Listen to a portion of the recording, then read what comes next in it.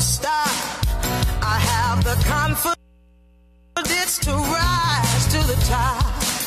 We are standing bolder, shoulder to shoulder.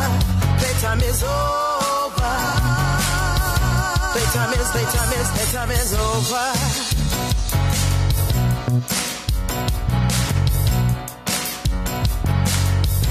All I need is inside of me. I am enough and now I see, yeah. I will reach my destiny, yeah. I don't need your permission, yes, I'm on a mission, I'll win. Oh, oh, oh, yeah. Oh, yeah. Now listen, I want y'all to repeat after me, okay? Because we're going to make some declarations in here today. Here we go. 1, 2, 3. I'm building my legacy for the whole world to see. You say, I'm building my legacy for the whole... All right. Good afternoon, everybody. This is Cheryl Wood, host of Impact the World Radio. And we're here every Wednesday from 12 p.m. to 2 p.m. And we're always excited to bring you just a phenomenal array of guests who are very diverse in how they're impacting the world with their unique gift. Now, of course, you guys know that this is the month of March. And so for the whole month of March, we are spotlighting phenomenal, amazing, trailblazing women because it's Women's History Month. Yes. So, you know, last week, was nothing but fire. We had Nicole Walters. We had Avis Jones DeWeaver, Arsha Jones. It was fire last week. Well, guess what? It's going to be fire again today because we have 4 amazing women who are absolutely walking in their divine assignment and in their unique gifts.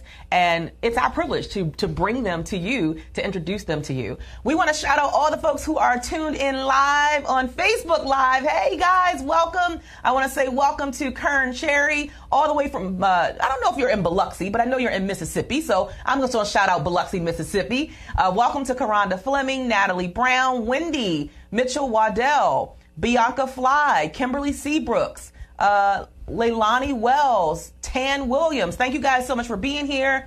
Hey, Denise, thank you for being here. Guys, if you would share this out with your tribe, because I believe when you get access to empowering and informing and educating content, that you should share it out with someone else. So I'm going to jump right in because I want to make sure I give adequate time to this beautiful lady who's sitting to my left. Her name is Ashley Tuck. And Ashley Tuck is the founder and editor-in-chief of, check this out, y'all, We'll Drink for Travel. It is a blog that combines her love of traveling and seeing new places with her love of unique and native spirits. She hails from Baltimore, Maryland. Yeah. Girl, you know I'm born and raised Baltimorean. Yes, honey. Hey. But lives and works in Washington, D.C. Traveling has become her passion in recent years, with her favorite destinations thus far being South Africa, Tanzania, and Italy. Her favorite drink? Well, it depends on the day. When Ashley's not traveling or out on the town in D.C., she's usually curled up on the couch watching all things reality TV. What a great, fun life. Welcome to the show. Thank you. Thanks for having me. Absolutely. So talk to us about this blog and how you got started with the blog and what your intention is with the blog.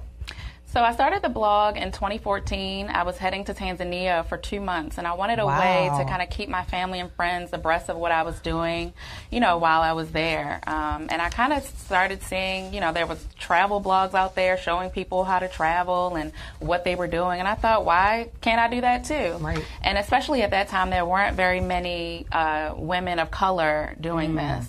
And so I wanted to kind of put my voice out there by doing something that I love to do, which is drinking. So I started We'll Drink for Travel, and I've just been keeping up with it ever since. That's fantastic. So 2 months. So is that typically how long when you're going somewhere, do you stay that amount of time, or is it shorter? So I actually work full time. I work for the U.S. Agency for International Development. And with that, we have offices all around the world, and that specific trip was for 2 months. And so I wanted a way to kind of show my family and friends that not only can I work, but I can have fun on nights and weekends also. I knew I would be going to the Serengeti and Zanzibar and all these amazing places. And I wanted to show people that Africa wasn't what you saw on TV. Right. And so let's talk about that. I have a potential opportunity to go to Africa in a couple months, and I'm praying that God, works that out for me. Yes. So because I'm really excited about that opportunity. But we do some of us have a concept in our mind of what South Africa is like, without even having ever gone. So clarify for us what your experience was in South Africa and what maybe some of the misconceptions are or myths. South Africa is lit. Like I love it there. It's like one of my favorite places. I've been to Cape Town, Johannesburg, and Durban, and each city has its own kind of vibe. Mm-hmm. I like to compare Cape Town and Johannesburg to Miami and DC. Johannesburg is like the business center. Right. It's where people go to work and make money. Cape Town is like a vacation destination. I mean, you land at the airport, you come out of the airport, and you're like, where am I? Like, you feel like you're on a Caribbean island. It's so beautiful. It has the mountains, the water. It's just such an amazing city.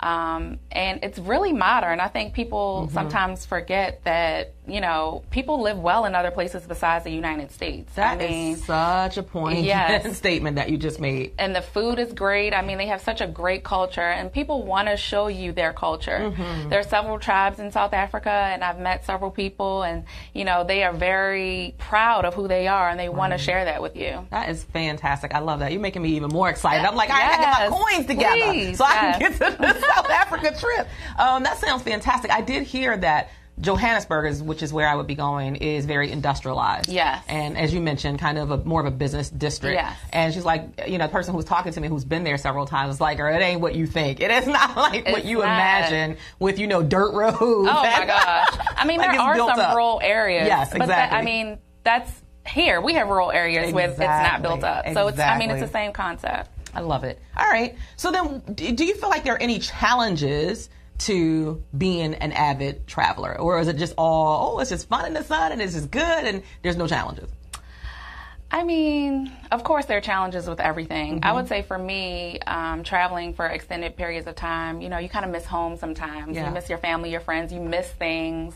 I miss my godchildren's birthdays and christenings and all these different things. But at the same time, I feel like I'm gaining these life lessons, and I really learn a lot about myself when I travel.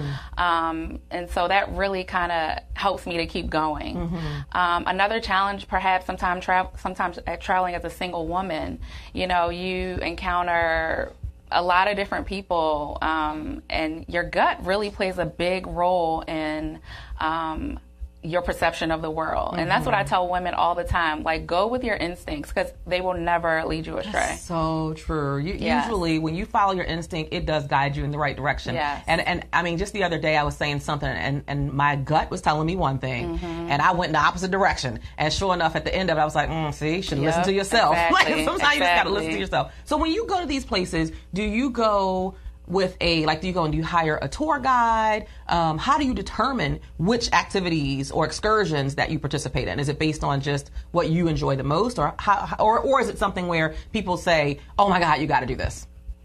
I think it's a combination of everything. Usually, if I'm going to a place like Rome, for example, you want to see the Colosseum, you want to see the ancient ruins. Right. But when I travel, I also like to get to know the culture through food and spirits. Mm-hmm. I think that's like one of the best ways you can get to know the local people, without the touristy kind of aspect. Mm-hmm. And then, Google. I love to Google and see kind of what other bloggers have done when they've gone there. That's a great idea. Yes. Follow the travel bloggers, because they, will show you the different things that they've done, different tours that are available. So it's kind of like a mixture of everything. And if I have a friend, or if I make a friend, in a country, I love seeing it from their perspective. Mm-hmm. They take you to places that you are off the beaten path that you would never see as a tourist. Exactly. Yeah. I love that. Yeah, my family and I, we had an opportunity to travel to India last year.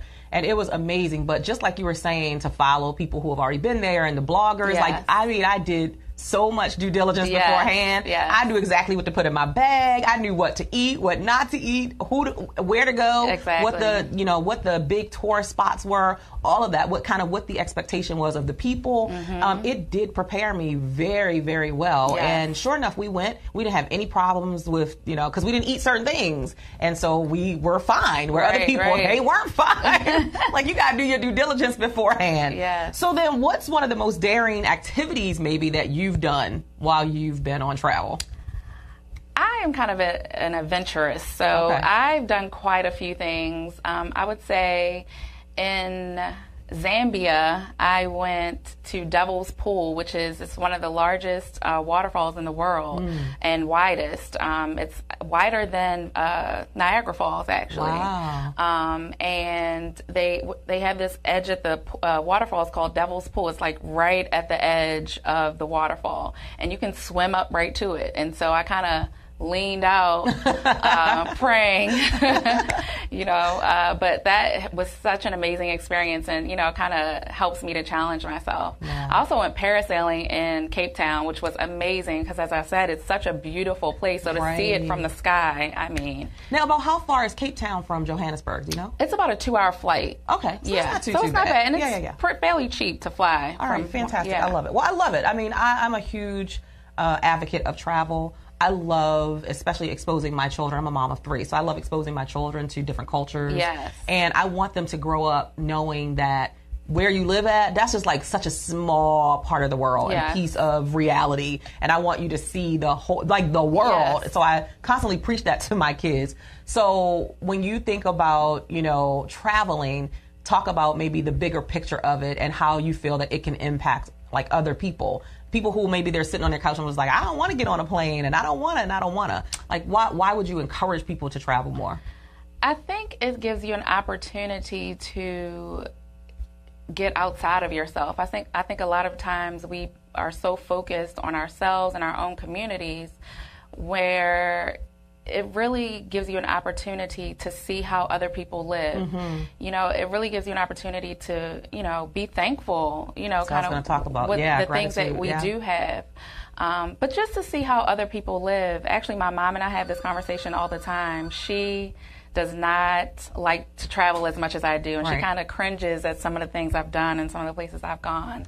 But I really kind of talked to her about, seeing how other people live. Like, it's not, the media gives you a version kind of what they want to see, kind of this doom and gloom, the Right, sick right, babies, and, right, and it's not all like that. Yeah. So it really broadens your perspective and broadens your world so that you can really appreciate who you are and what you do have and where you do come from. Yeah, it was the same when we went to India. Some of our family members actually were like, y'all sure y'all want to go there? And it's dangerous and this and this and this and that. And it's like, I'm going to see it. I want to see it for myself. I mean, everywhere is dangerous. Yeah, exactly. Everywhere has you can be issues. anywhere and something happen. But I love that you talk about the gratitude piece because you do see how other people live, and sometimes that can shift your entire perspective of life. Yeah. Like, one of the things I loved about my kids going to India was, India is it's very poverty ridden, and for my kids to see little kids out on the street and just kind of like picking up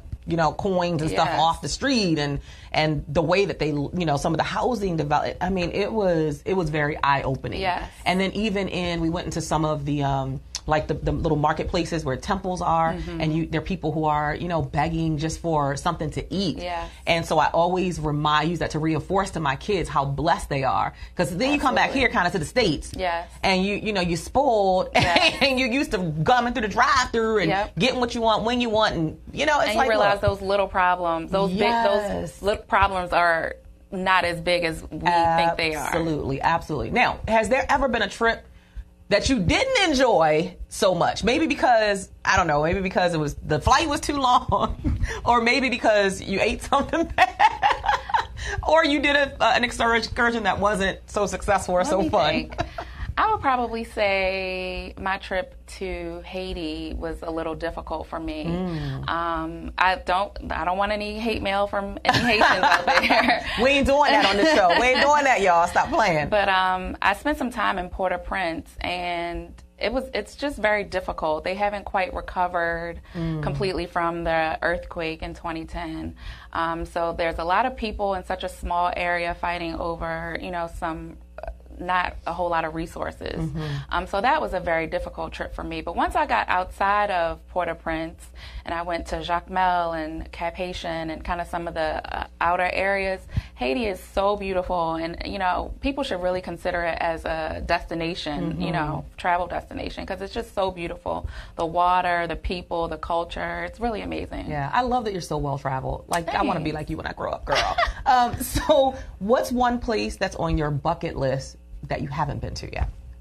I would say Sri Lanka. I know that's so random, but it's an island in the Indian Ocean, and there's something for everyone. There you have adventure, they have water, great beaches, mountains, rainforests. So I'm really dying to get to Sri Lanka and maybe some other kind of East Asian places while I'm there. Yeah. Now, do you have any rule of thumb about when you travel? Like, are you the type where you're like, okay, because it's going to be so long, I have to go first class, or I have to get off the plane and not take the direct 18-hour flight there? What are kind of some of your rules of thumb for your own personal traveling?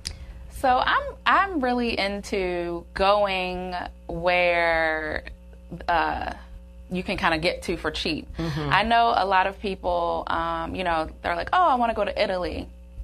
Italy is not, always the cheapest to get to. But if you keep an eye on the flight deal, that's a website you can go to for cheap travels. If you're open to any destination, you can get to Abu Dhabi for $200 if you can catch the fare. So I'm really big on being open and not having like a specific destination in mind. If you want to travel the world and you want to see things, be open to the flight deals that may come up. I've been to Iceland. I had no desire to go to Iceland. I mean, I hear it's beautiful, but it wasn't like on my bucket list. It turned out to be one of my favorite places because it was just so beautiful. The people were super welcoming. Even as a woman of color, I felt like they were very nice and hospitable to me. So just being open. And then, as I said before, go with your gut instincts. I feel like I've saved myself a lot of trouble by, just following my intuition. Yeah, I love that. I absolutely love that. So then when you travel, are you the person who, I love being open, first of all, open to, not saying, oh, this is where I want to go, but kind of looking at what is most conducive. Yes. A lot of times for your budget. Exactly. Come on, your coin. Yes. Got to stretch it as Very far important. as you can, Yes. right? I love that. I'm actually I'm gonna implement that in my own life. Like, I've never heard anybody articulate that. So I'm gonna look at those, because I do do the flight deals, but I'm always looking for something specific. Right. So I think if I open myself up, that may take me to other parts of the world that I've never been to. But when you travel, are you know how some people, they're like, okay, I want to stay in the huts with the people, but then other people are like, no, I gotta have all-inclusive hotel, round-the-clock spirits. What's kind of your thing that like it's like, oh, this is mandatory when I go and I travel? I tend to prefer hotels over like an Airbnb, let's say, just because I like, especially as a woman traveler, I like the safety and security of that. Yeah. I also just like knowing where I'm going to lay my head at night, or like feeling good in that place, because I've been to some very shady hotels in the past, and that has really kind of caused me to be like, I'm going to pay a little more for this comfort and security. But at the same time, I do feel like there is a market for people who want to stay in Airbnbs. There's nothing wrong with that. I've stayed in those as well. I tend to kind of do what that country is known for. So, for example, I went to Cartagena, Colombia, and we stayed in kind of an Airbnb just because we wanted to stay in the walled city. We wanted to kind of be in that local kind of flavor. And so, that's just something that we wanted for that experience. Right. But if I went to, let's say, South Africa, I tend to stay in hotels just because that's my preference. Right. Yeah. I'm a hotel girl for sure. Yeah. I tried an Airbnb, and this was in the U.S. I tried an Airbnb in New York City. I was like, no, I need a hotel. I need somebody to bring me some towels and some washcloths. I do love the convenience of a hotel. For me, because I don't travel all the time, when I do get to travel, and typically it's I'm either traveling for my business as a speaker, so they usually handle the arrangements. But personally, when I'm speaking, and personally when I'm traveling just for my own pleasure, it's like, I want it to be fun and enjoyable and relaxing, and I want it to be completely different of what's at home. Exactly. I don't want to have to clean up. I don't want to have to straighten up. It's nice being able to, yes, put your towels on the floor and have somebody else pick them up. That's it. Yeah, that's it. Especially if I'm traveling with my family, because, girl, 10-year-old and 11-year-old boys, it's not cute if you do not have somebody coming in there cleaning up the room. I'm just saying. All right, so I want us to kind of finish out by you, first of all, telling us how we can connect with you, how people can connect with you and follow your work and read your blog. You can find my blog at willdrinkfortravel.com. I'm on every platform, YouTube, Twitter, Instagram. Everything is Will Drink for Travel. Email me, Ashley at willdrinkfortravel.com. That's ASHLEE at willdrinkfortravel.com. I tend to answer any questions. I try to, help people in their travel journey as much as I can. So yes, I would love to hear from you. So have you ever had any, companies to reach out to you about like sponsoring you because of that, just that title alone, Will Drink for Travel? Like, have you ever had any companies reach out? I've worked with several brands, whether it be here in the DC area. I've worked with a lot of restaurants in the area, travel and tourism boards. I've gone on press trips. So it's really kind of blossomed, and taken me all over the world. Well, I love it. I just think it's such a fun brand. Thank you. And I think it's so creative. Thanks. And not to mention you're traveling the world. Come on now. How can that not be fun? Gotta love it. So look, I want you to finish these statements. You ready? Just whatever comes to your mind first. Okay. All right, number 1. As a smart traveler, you must never leave home without your electronic devices and their chargers. Yeah, your chargers. Yes. I got it. All right, number 2. For any traveling experience to be unforgettable, always make sure you eat and drink locally. And then last but not least, the most enjoyable traveling experiences are the ones where you are open. I love it. Yeah. It's been such a joy to have you here. Thanks for chatting having me. with this you. Was fun. Will Drink for Travel. Yes. Make sure you follow her all across the social media platforms. Connect with her. Look at what she's doing. Like, some of you need to live vicariously through Ashley because maybe you're not able to travel as much. Yeah. And I mean, just listening to all the places that you've traveled just today, it's like amazing and mind-blowing. But thank you for being with us and sharing your Thank you for having me. unique thing about you. I love that you are so world traveled. Oh, thank you. Yeah, awesome. You gotta take me with you sometimes. It sounds like we have a caller, and so I'm going to open up the line. Hello, welcome to the show. It's probably somebody who thinks that, So sometimes people call in. They think they can listen to the show. You have to listen to the show through voxwave.com, VOXWAV.com. But if you have a question and you want to talk to one of our guests, then you can call in on the line, which is 240-719-2560. So we're going to wrap up now with the amazing Ashley Tuck, and then we're going to bring on our next guest right after this commercial break. Playtime is over.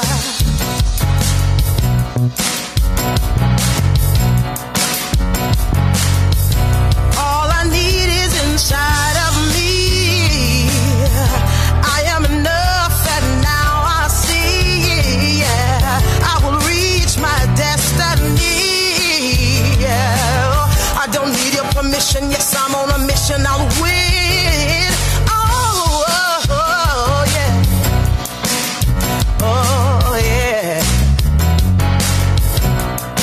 Now listen, I want y'all to repeat after me, okay? Because we're going to make some declarations in here today.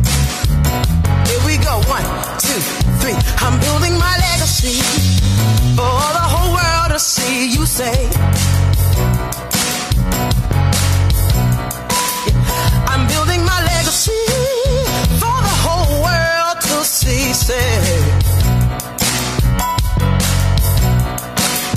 I'm building my legacy for the whole world to see me. Say, oh, say I'm building my legacy for the whole world to see. You say,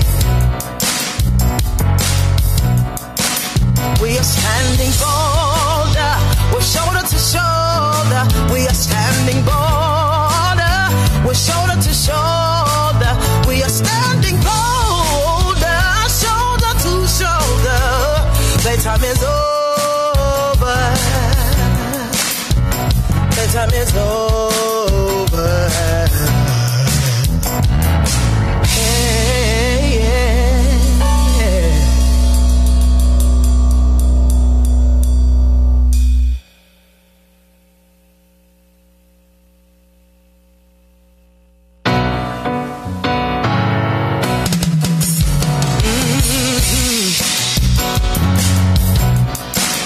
We have powerful words, we have powerful minds.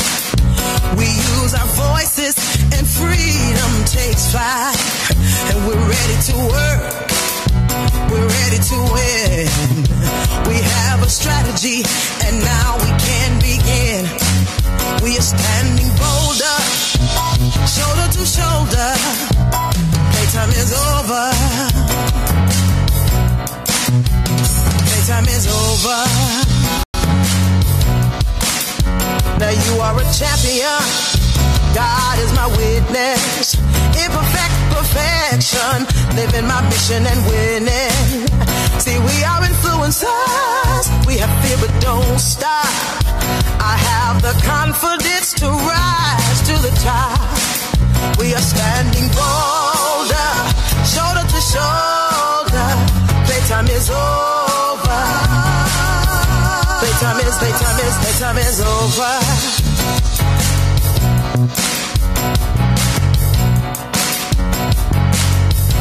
All I need is inside of me. I am enough and now I see. Yeah, I will reach my destiny. Yeah, I don't need your permission. Yes, I'm on a mission. I'll win.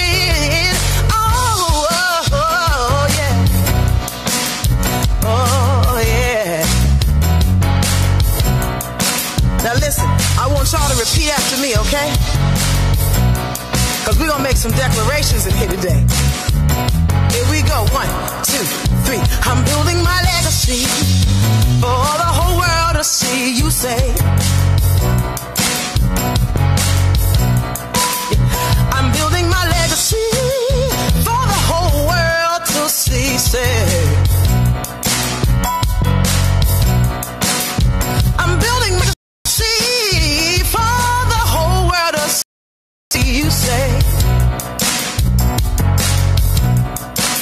we are standing bolder, we're shoulder to shoulder. We are standing bolder, we're shoulder to shoulder. We are standing bolder, shoulder to shoulder.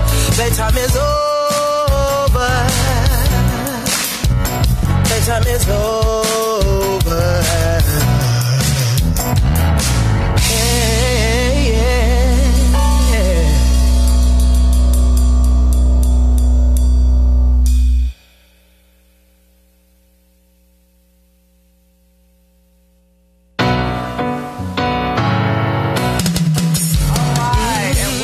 Back again. If you missed our first segment with Ashley Tuck, you want to make sure that you go back and you watch the replay. But we have been in here cracking up at Mr. Jeffrey Tyler, who is cray-cray, but we're going to have him come back on the show for his own segment. Yeah. And he is Miss Jennifer Lucy Tyler's hubby, and he has just had us in here cracking up pretty much the whole time that he's been here. Great energy. Yes. You guys know I vibe off of really, really good energy. So I'm going to introduce you to Miss Jennifer Lucy Tyler in just a moment. But first, let me thank our partners who make this show possible. First of all, our platinum sponsors or partners, Cherie M. Good, who is the founder of the 8th Annual Recharge Health, Wellness, and Fitness Expo. And that's happening in just a few weeks now on Saturday, April 14th from 10 to 3 at the DoubleTree by Hilton in Pikesville, Maryland. If you want more information on that, here's the beautiful thing. It's free. Free. You can bring your whole family and you can exercise and taste healthy food samples and you can come and listen to workshops about how to take care of your health and wellness. And so you want to go to rechargenow2018.eventbrite.com for all the details and just to register, but it is completely free. Rechargenow2018.eventbrite.com. Thank you so much, Cherie, for being one of our platinum partners.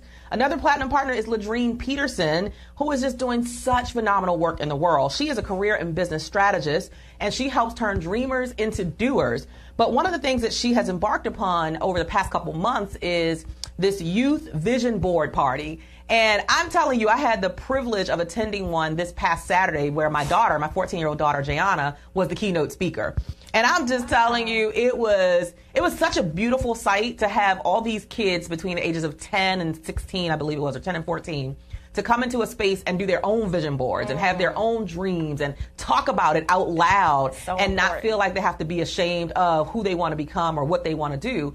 And so she did a phenomenal job along with her partner, Ida Robinson. So I just want to give shout out to our platinum partner, Ladrine Peterson. Her next vision board party for youth is going to take place March 31st in Virginia.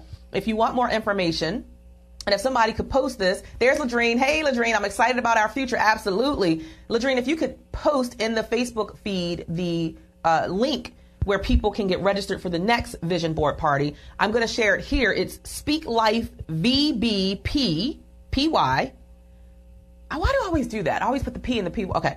Speak Life VBP P Youth Edition. .eventbrite.com. Why you couldn't make that easier for me, Ladrine? I'm just saying. Speak Life VBPP Youth Edition. .eventbrite.com. And if you have questions, just look her up on Facebook and send her a message through Instant Messenger on Facebook, Ladrine Peterson. But thank you for being one of our amazing platinum partners. And then our gold partners, Amina McWhirter, who's the founder of Love by the Handles, which is a 501c3 nonprofit organization that serves individuals in transition. Their goal is to provide gifts of love and financial support for individuals who are in transitional stages in their life. I love her. When I say she is destined for the work that she does, I have seen her in action. I've seen the way she transforms these women's lives. And I always tell her all the time, and she laughs at me. So every time I see her, I'm like, I could never do the work you do. And that's because it wasn't for me. It's not destined for me. I have my own work I'm intended and born to do, and every one of us do. And that's why we do this show, so that we can spread light on everybody's individual gifts and talents and their divine assignment. So Amina, founder of Love by the Handles Incorporated, is actually going to be hosting her first benefit gala, celebrating 5 years that she's been doing this work. 5 years. And that's going to be on Thursday, April 5th. There's going to be a dinner, there's going to be a DJ, and a silent auction. All you have to do is go to lovebythehandles.org to get more information. And last but not least, Miss Robin Rogers, who is a lifestyle and image expert. Everybody like, oh, Robin. I love Robin. She's amazing.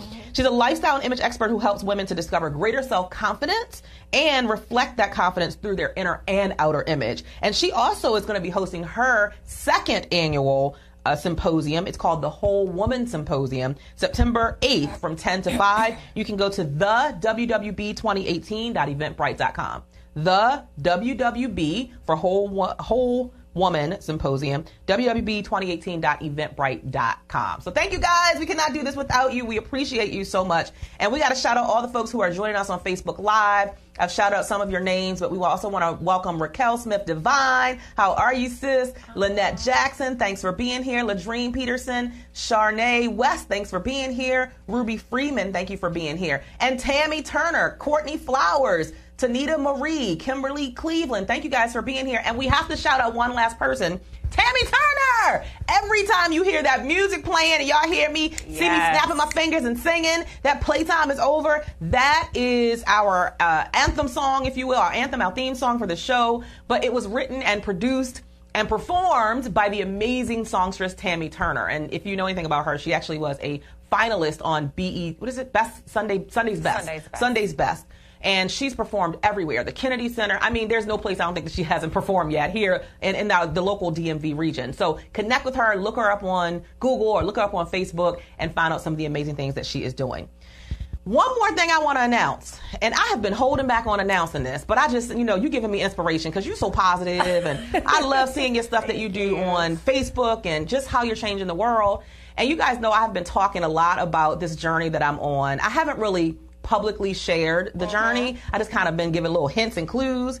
But I feel like this morning I woke up and it was almost like just God was saying, it's time to share. It's time to share. And I was like, I don't want to share yet. You know how you be debating with God? Yeah. Like, But somebody must need to hear it because I didn't want to share it. And today I'm sharing it. So I'm going to hold up this sign about something just amazing that has been happening in my life so that everybody can see. Y'all ready? Y'all ready? Y'all ready? Bam! Can they see that? Can you zoom in on that? We're going to get that.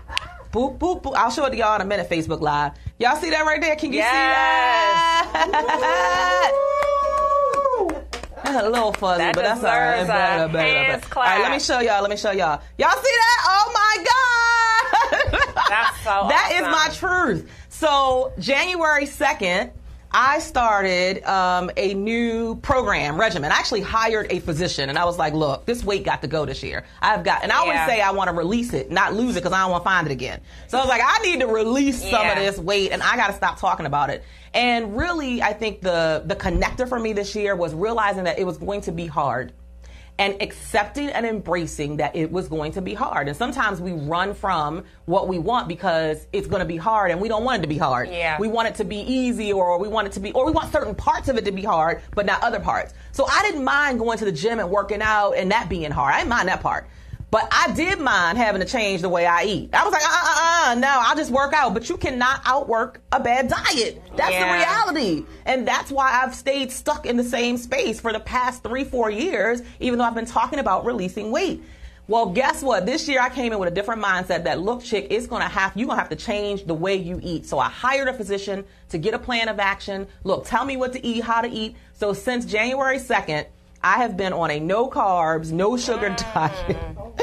Girl, y'all, look, I ain't done. So pray for a sister because somebody. Carbs are my weakness. Look, sometimes I want a piece of bread so bad, I just yell out, I just want a piece of bread. Like literally at least once a day I yell that out. I just want a sandwich. I just want to bite the donut. Right? It is the hardest thing because you figure I have created this pattern for the past, 24 years or so. Let's just say when I was 20, right? 24 years, a certain pattern of eating, what I want, when I want, fried, whatever it is. And then to shift that and say, okay, I'm going to completely eliminate all of this goodness from my life, but knowing that it's adding to my life. Yeah. And I think that was the reality that I had. And I want to set a great example for my children. So as of January 2nd, I went and got weighed in yesterday. I go weigh in every Tuesday. And I love because my kids always wait for me to, as soon as I pick them up from school, they're like, Mommy, how'd you do? How'd you do? How'd it go? And I'm like, I don't even expect them to remember that, but they are so excited for me. And so I have officially released 31 pounds.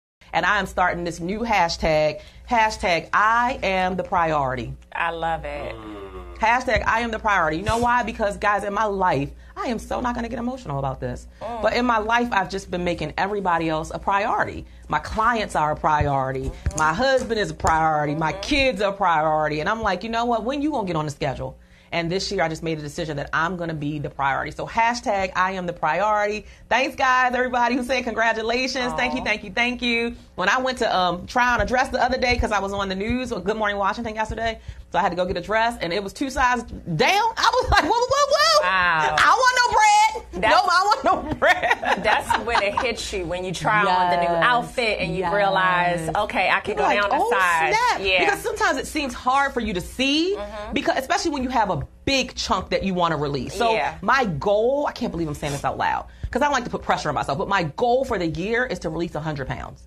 That's my goal by December, which will be my 45th birthday. It's doable. And I know I can do it. I know I'm going to do it. I'm going to stay committed to it. It's the hardest thing I've ever done. I had to go get a journal book because my emotions were all over the place. I was smiling one minute and angry the next minute. And I just think it was the hormones of not having the sugar and the stuff, the junk that I normally fuel my body with. So now I'm learning how to fuel my body with healthy, good things that give me the energy to do the work that God has assigned for me to do. So thank you guys for letting me share that. Thank you so much. I appreciate it. I'll probably do a Facebook Live on that later tonight. But now let me get to my guest who has been sitting here patiently, the one, the only, the amazing, the dynamic Jennifer Lucy Tyler. If you don't know, you've been living under a rock. Come on now. One of the most uplifting and empowering voices for any woman with a desire to overcome odds, grow in Christ, and be who God called them to be is this woman. Jennifer's journey began with a few attempts at the corporate world, but I love this. After a while, she decided to leave that behind. She was like, no, I can't, nobody can employ me. I got to step out on faith through entrepreneurship. Over the course of 5 years, she has become a 7-figure earner with one of the top direct sales companies in the world. She's also the author of 3 phenomenal books: Dry Tears, A Woman's Guide to Overcoming. Oh my God, check this one out. 101 other things to do other than have sex, hump, bump, and grind. And her third book, which is her latest project, Be Your Own #Relationship Goals, and that's volume 1. Since 2006, her influence has spanned the globe, from speaking at conferences to groups of women and youth to ministering to sex trafficking victims and orphans in several countries and leading missions teams. In 2016, she founded From My Block to Yours, a 501c3 that exists to love on the change makers of the world that live their everyday life pouring out to others. They thoughtfully and intentionally support modern missionaries, advocates, and church planters through monthly sponsorship and thoughtful care packages. She's also a lover of fashion. Yes, you are, girl. You always make it look so good. We're going to talk about the hair, because you always keep me guessing with the hair. She's a lover of fashion and has co-founded the Lux for Brunch, Lux for Brunch boutique with 2 of her dear friends. And we could not leave this out. She resides right here in Maryland, but she's happily married to the man who's been in here making us laugh all morning, her husband, Jeffrey Tyler. So welcome to the show, Thank Jennifer. you. Thank you. We have not seen each other, I think, since like 2012 when I hosted an event. It was a free empowerment event called Create Your Own Sizzle for women and girls at the, what was the convention center? The center. Arena. The arena. The Showplace Arena. Yes, the Showplace Arena. Yes. We haven't seen each other, and you were one of our guest speakers there.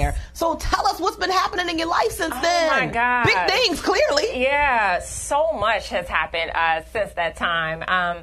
Well, let's take it back to like 2011.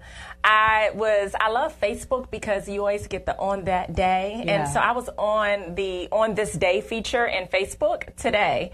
And I look back at 2011, and I was just laid off from a job. Wow. And I was talking about like venturing out with entrepreneurship. And this was in 2011. This was right before we got married. It was because we were married in September of 2011. So then I started working another job in the government, and I worked for that for the government for about a year, and I got let go again. And signs, more signs, right? So it's so funny because every job, like I would work there for like a year, and even if I enjoyed the position or enjoyed the company, or I'm like, okay, yeah, I'm gonna grow here, I'll always get let go. Wow. Or laid off. And so in August of 2012, which was right around the time of your event, because it was the summer of 2012. I was let go again. Wow. And I looked at my husband and I said, babe, give me 6 months. You know, I really believe that God is saying something and is trying to push me out into my calling. And so at the time I had just started started with a direct sales company and was making some extra money there. But I went all in. The direct sales business and also things related to my purpose. I said, okay, I'm going to put myself out there more with speaking. I'm going to finish the book, and doors just began to open. And so what happened is that over the course of 2012 to now, my direct sales business has grown tremendously to a 7-figure business, which is such a blessing. But God has used that to be income to invest in. And so even though it wasn't the traditional way of going into entrepreneurship, it was the way that worked for me, because I was able to build that to a point where I could leverage that income and invest in the things that I'm truly, truly passionate about. I'm truly passionate about philanthropy. I have a heart and passion for missions. I enjoy fashion. I enjoy speaking and writing. And so that business was like the open door for me to be able to do those things and have that freedom and leverage to do it. I love that. There's so much that you said in that little dissertation, if you will, just about, number one, being open. And because like you said, that you didn't take the traditional route into entrepreneurship. Nonetheless, you did what worked for you. And it has turned to be very, very successful. And look at all the lives that you've been able to impact as a result of it. And then I also heard you say that, you know, God will keep tapping you on the shoulder. And he will keep trying to remind you, look, there's something else. Like, I'm trying to push you in the direction of what your real calling and your passion is. But we got to be willing to open the ears and listen. And I was the same way for such a long time. I mean, people know my story. I grew up in poverty. I graduated high school, but I didn't get to go for 4 years of higher education, so I don't have a college degree. And I just kept, when God was nudging me, saying, you're supposed to be speaking, you're supposed to be pouring into women's lives. Yes. I'm like, what? No, God, not me. You got the wrong one. It's not we don't me. think we're qualified. We don't think we're qualified. And that was me. At first, I did not think that I was qualified. I have not completed my college degree, but yet God has opened up doors for me to speak at colleges. Exactly. It's so crazy. You're on the stage talking to people with PhDs and master degrees, and you're the one who don't. I'm like, how? But only God. Yeah. And just stepping out in faith, it has totally just changed my life. Absolutely. Avis Jones DeWeaver was with us last week, and she made such a phenomenal statement. And she said, don't equate education with intelligence. Oh, I was like, you better say that thing right there. Stop equating education with intelligence, because just because you don't have that piece of paper does not mean you are not intelligent and qualified to be in the spaces. So talk about women really coming to the table. Like a lot of times we are holding ourselves back. We're fearful. We're talking ourselves out of whatever God has destined for us. So talk about that journey of what you've seen and maybe even experienced through, fear, your own fears, and how you've pressed through those things. The thing is, fear is a very real emotion, and we all experience it. I think sometimes when we talk about fear, we talk about it as such a negative thing, but yes, we all have fears. What I do is I embrace it and do it anyway. Yeah. And even when I'm starting new ventures, I'm always nervous. You always feel those butterfly feelings. Even when I'm about to go on stage and I'm about to speak, that fear is there, but you embrace it. You recognize it, but you don't allow it to paralyze you. And I think that's the difference between the women that you will see be successful and go on to have these amazing things that they're accomplishing and doing. Do not think for a minute that they have not experienced the butterfly feelings, that they're not experiencing the clammy hands, but they do it anyway. Absolutely. And as you get out there and as you step out there, and I just think of like Peter, the story of Peter when he walked on the water, like when you step out there, there's going to be things that come up against you, like waves. And that can conjure up that fear, but you still have to keep your eyes focused on what God has called you to do anyway. And once you get to the other side, you'll see what that fear was actually trying to do, how it was trying to hold you back from getting to that other side. That is just amen. Can we say amen? Can the church say amen? Absolutely. I mean, you're speaking my language here, because a lot of me getting out of my own way was me being able to run in the direction of my fear instead of away from the fear. And I think that's the biggest thing that especially women tend to do. You talked about allowing yourself, that it's a real emotion. You got to allow yourself to feel the emotion so you can become familiar with it, and you can distinguish the difference between intuition or gut saying you shouldn't do it versus fear trying to talk you out of your next level of greatness. I remember when you jumped out and bungee jumped. The airplane. I did the skydiving. Skydive. I did skydiving. Okay, so when you are getting up in the plane, you feel that fear. You do. You are scared out of your mind, when you jump out and then when you see, the world beneath you is so beautiful. And then you're like, okay, I'm so glad that I embraced that, but I didn't allow it to paralyze me, or else I would have missed out on this amazing experience. That's it. And so a lot of, and I'm just talking to the women because, that's kind of my core audience, but a lot of us do. We talk ourselves out of an experience or a transformation in our own lives because of what we assume it's going to be like, what it's going to feel like, what we're going to experience. How do you know? You ain't never done it yet. Yes. So I was terrified to go skydiving. I'm terrified of heights. Terrified. I am not like Miss Ashley. No, I am not the daredevil. No, that's okay. I only did that because I wanted to prove to myself that nothing can hold you back but you. And so as I was going up, it was like, okay, what's the option? All right, I'm up here now. It's no option. I got to go and I got to jump out because I got to get back down to the ground. Yes. So literally, the experience was completely different than anything I expected. I thought it was going to do this like flipping thing with my stomach, almost like a roller coaster. Yeah. Completely different. Completely opposite. Wow. So here I had made all of this stuff up in my mind about what it was going to look like and feel like, and it was completely opposite. It was literally about 60 seconds of a free fall where kind of like the wind is like blowing your face off, right? And after that 60 seconds, that parachute opens. Man, I literally cried because you're just gliding in over God's creation. And it's just like, it's only, the whole experience is like 7 minutes. But that 6 minutes that you're gliding in and just looking over everything, guys, it is amazing. We're going this summer, so babe. I know that's right. I'll come take pictures of y'all. Yes, Because one time was enough for me. One time was good. But you have to be willing to, definitely face your fears and move through it. Now, sometimes there's, let's talk a little bit more about fear, because sometimes there's a fear of inadequacy, our own inadequacy, or fear of rejection from others. And sometimes the fear comes from comparing ourselves. Oh my gosh. To other people. Can we talk about Facebook? Facebook. Yeah. Talk about that comparison and the imposter syndrome, the comparison syndrome, and not feeling like you have to keep up with anybody else. Gosh, comparison will just rob you of your joy completely. And what we have to realize, it's so important not to compare, because what you see, even for me, and I tell people this all of the time, what you see from us is highlights of our lives. Yeah. People rarely show, like, people always, even with my husband and I, they look at our relationship, our marriage, and they're like, you guys are goals. And I'm like, no, we're not goals.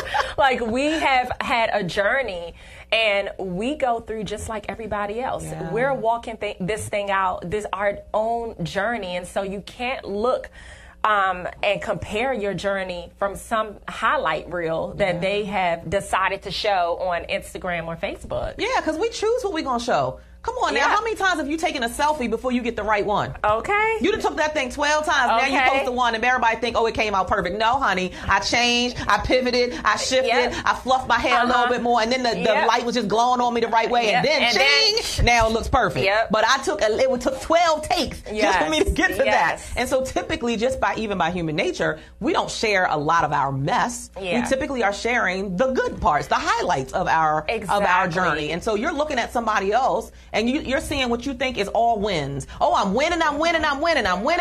And in tomorrow, I'm winning and I'm winning and I'm winning and I'm winning. Child, no, ain't nobody winning that much without some failures. Exactly. And so what I have committed to start doing is to share more of my weaknesses. Yes. To share the struggles, to share the failures, to share the things that when it's not a good day, when I'm feeling depressed, but I'm pushing through anyway. Right. And showing that part of the journey, because people need to see more of that, not just your wins. They need to see the day where it's like, okay, this was a tough day, but I'm pushing through, and this is how. Yeah, and I love that, and I try to make that a practice as well with my tribe, is showing them that it's not all wins, and I don't get everything I strive for. I remember I posted on Facebook a picture, it was a screenshot of a denial letter for a speaking engagement that I wanted so bad. Yeah. And I was like, you were great, but we did not select you. And my little feelings was just as hurt. And that's real life. But that's real life. I don't get accepted for everything I submit. I don't get a yes to everything. But like you said, I pick myself up. Yep. I'm resilient. I might have a little bit of a tear to draw. They ain't want me. All right, I got to keep moving. Because I don't have time to wallow in the pity of what that moment felt like. Yeah, and I also wanted to say this about comparison. When we spend so much time looking at other people's journeys, what ends up happening is we find a lot of people duplicating instead of creating. Yeah. Because if you got to just take a break from the social media and really allow God to speak to you about your particular purpose, about what He has called you to do. And then you can produce something that's innovative instead of getting everything is saying, okay, I see Cheryl Wood is doing it. Okay. All right. So I'm going to do the same exact thing, you know, and you may not necessarily be called to do the same exact thing in the same exact way, but you're spending so much time comparing yourself, comparing your journey, you get off. Absolutely. Completely off track. I know y'all are loving the conversation. Everybody's, they're leaving all these comments. Hey, Carla Watson, thanks for being here. Ladrine says yes to innovation. Like, you got to be uniquely who you are.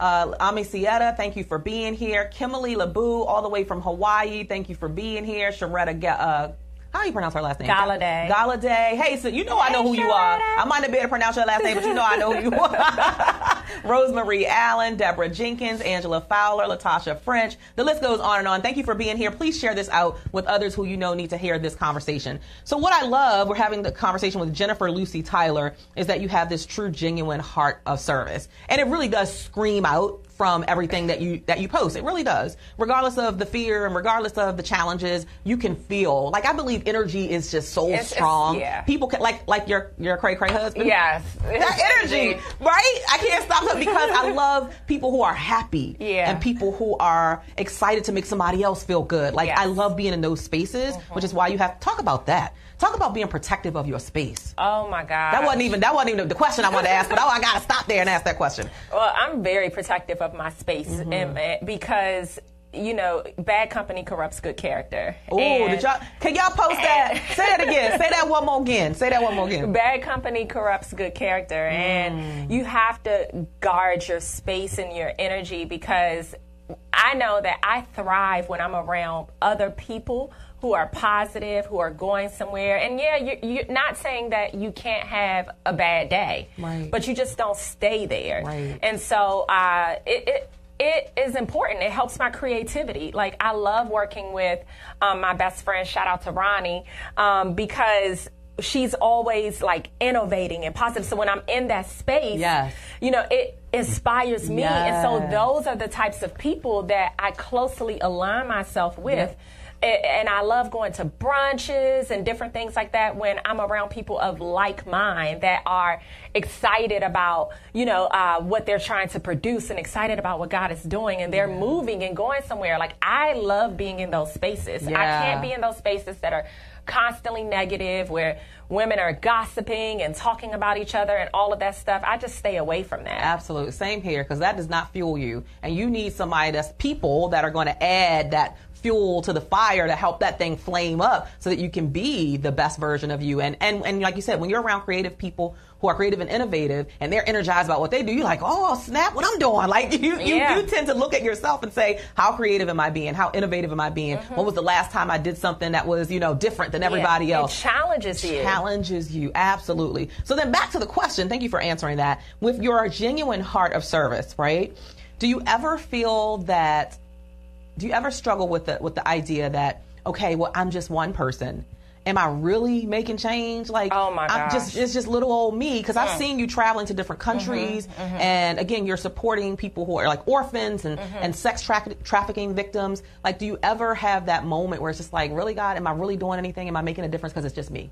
I absolutely have that moment all the time, and it can be very discouraging if I allow it to be. But then what will happen is, what I realize, it can just one person can make a huge difference, even if it's inspiring other people to get out there and serve others. And one thing about my journey that I'm really appreciative of the most is that I have inspired, especially people of color, to get out into the mission field. And even though I may feel like, oh, it's just me, I'm not doing anything, when I hear stories like, man, you've inspired me to go here and serve, or you've inspired me to support this organization, like, that right there shows that I'm making a difference. And oftentimes when we're serving, we're making a difference where we're not going to physically see the fruit ourselves right here on earth.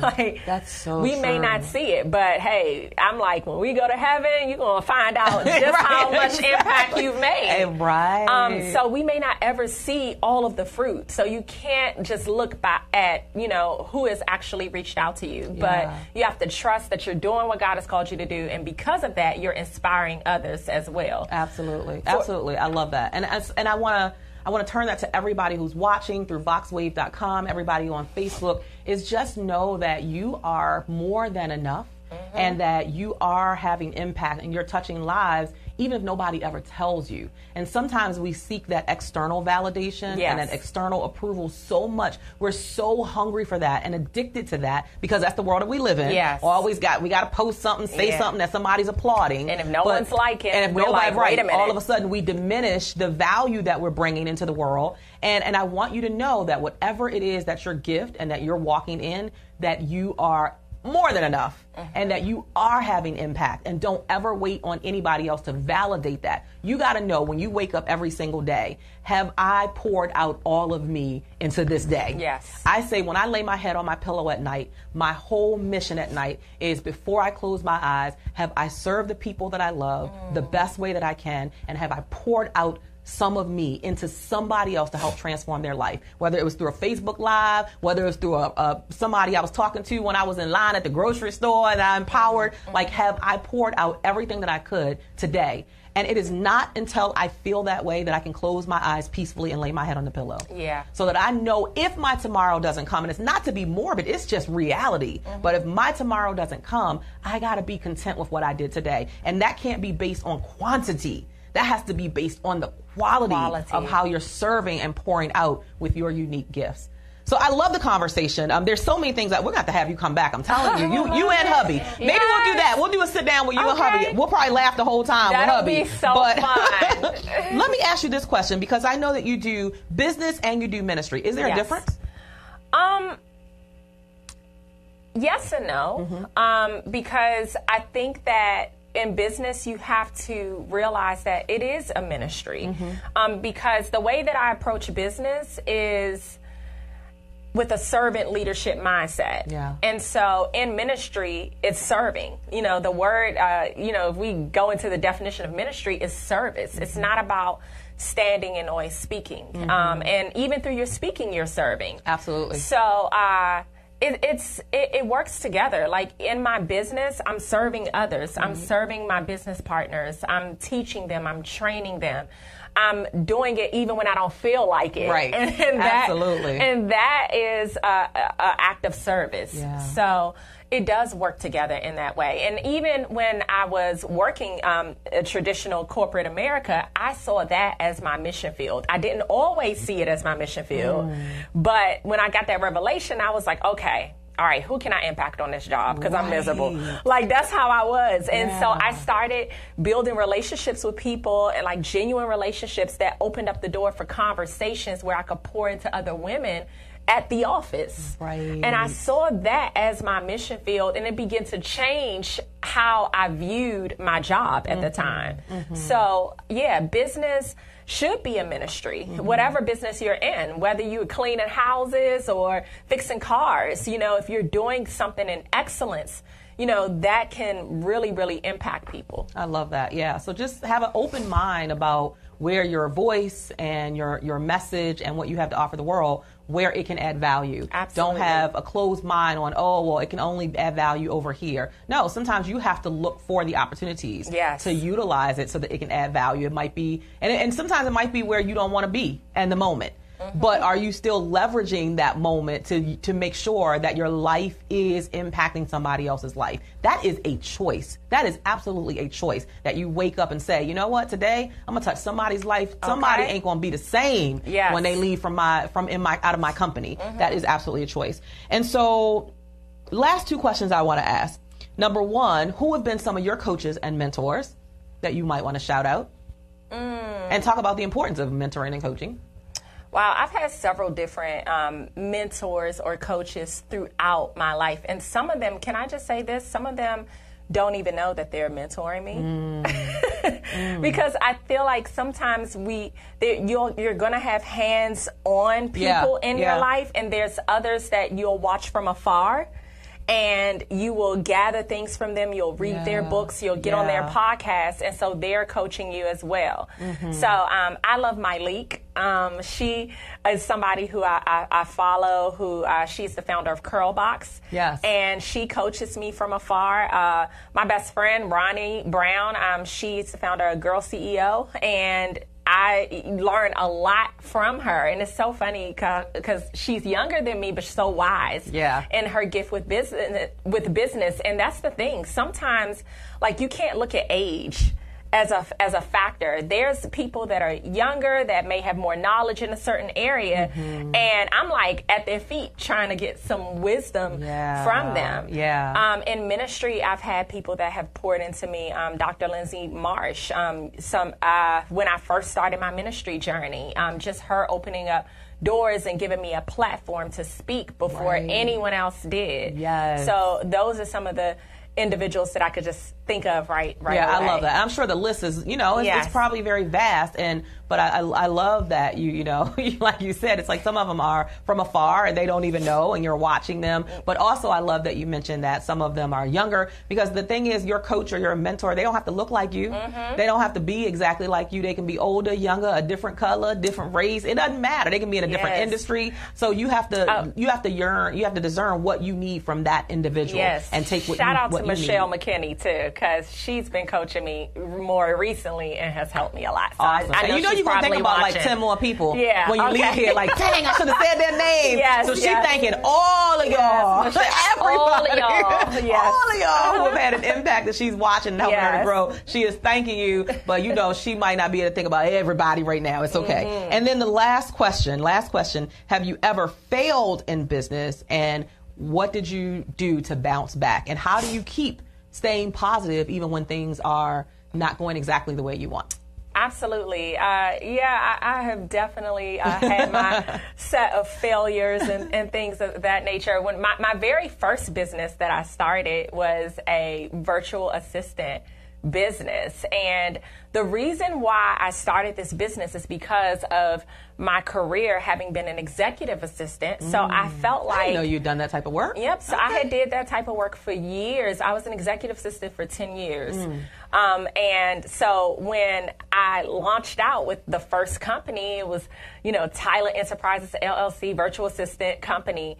I did that because I felt like, I've been an executive assistant for so long. I have this experience. The most natural thing for me to do is to begin to assist everybody else. But no, that wasn't really my purpose. I actually hated it, So I didn't do well at it. I wasn't as focused with it, and the company, I just kind of dissolved it because there was no passion behind it. Right. So sometimes the thing that we are so used to doing is not the thing that we should actually be doing if we launch out as an entrepreneur. So I had to really just dig deep and really ask God, okay, what do you want me to be doing in this season? And he brought back memories of me as a child. I was always called to speak at the assemblies, probably a lot like your daughter. I was always speaking. Right. So naturally, what should I be doing? Speaking. Right. And so finding what it is what my message is, and that's what I've done over the years, find what my message is and what I want to communicate to the world, and that is what I'm actually called to do. Yeah, I love that. And I think what I take from that most is you just got to get started. Like you can change something later that you start, but you can't change something that you never start. How do you even know if you're good at it? Yeah. How do you know if you like it? How do you know if you're passionate about it? If you never try, because you're so busy trying to create a formula or a blueprint and you never get that thing started, so you never have the opportunity to say, I don't like that, let's crush that, let's move on to the next thing. Yeah. So we want to encourage you to just get started. All right, so finish out these statements as we wrap up and take our break. In order to soar as a woman, you must be willing to...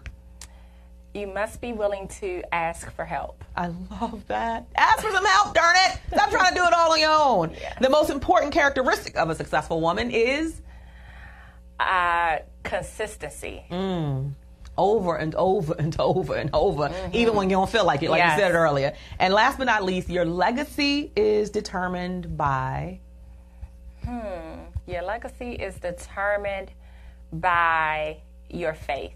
Your faith. I love it. Thank you so much for being with us. You guys, we've been talking to Jennifer Lucy Tyler, the Jennifer Lucy Tyler. How can people connect with you and find you? You can find me on all social media aspects. On Instagram, I'm at Mrs. Lucy Tyler, MRSLUCY Tyler. And on my website, I'm JenniferLucyTyler.com. Make sure you connect with her. If somebody would post that in the Facebook feed, that would be fantastic. We're going to take a quick break, and we're going to be back with our next guest. She's an amazing photographer extraordinaire. Her name is Patricia McDougall. So stay tuned right here. We'll be right back. I'm building my legacy for the whole world to see.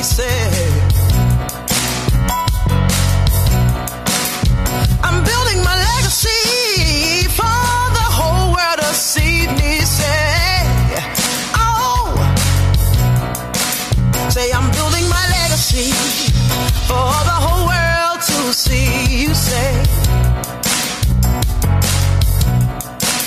we are standing bold, we're shoulder to shoulder. We are standing bold.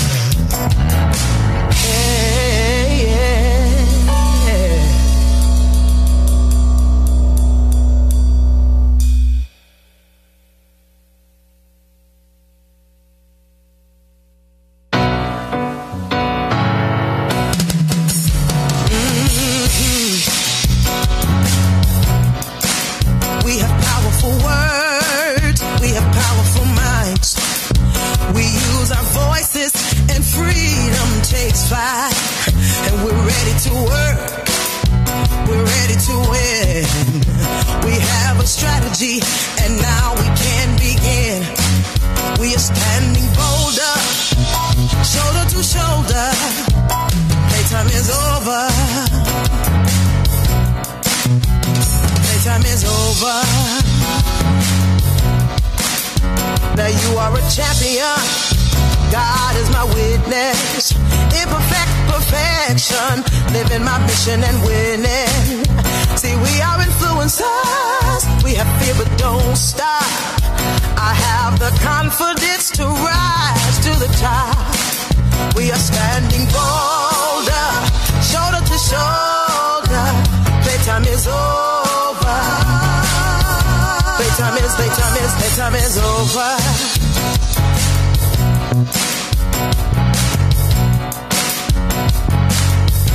All I need is inside of me. I am enough and now I see. Yeah, I will reach my destiny. Yeah, I don't need your permission. Yes, I'm on a mission. I'll win. Oh, oh, oh yeah. Oh yeah. Now listen, I want y'all to repeat after me, okay? Cause we're gonna make some declarations in here today.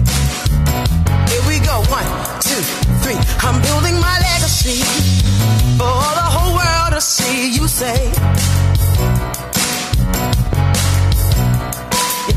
I'm building my legacy for the whole world to see. Say,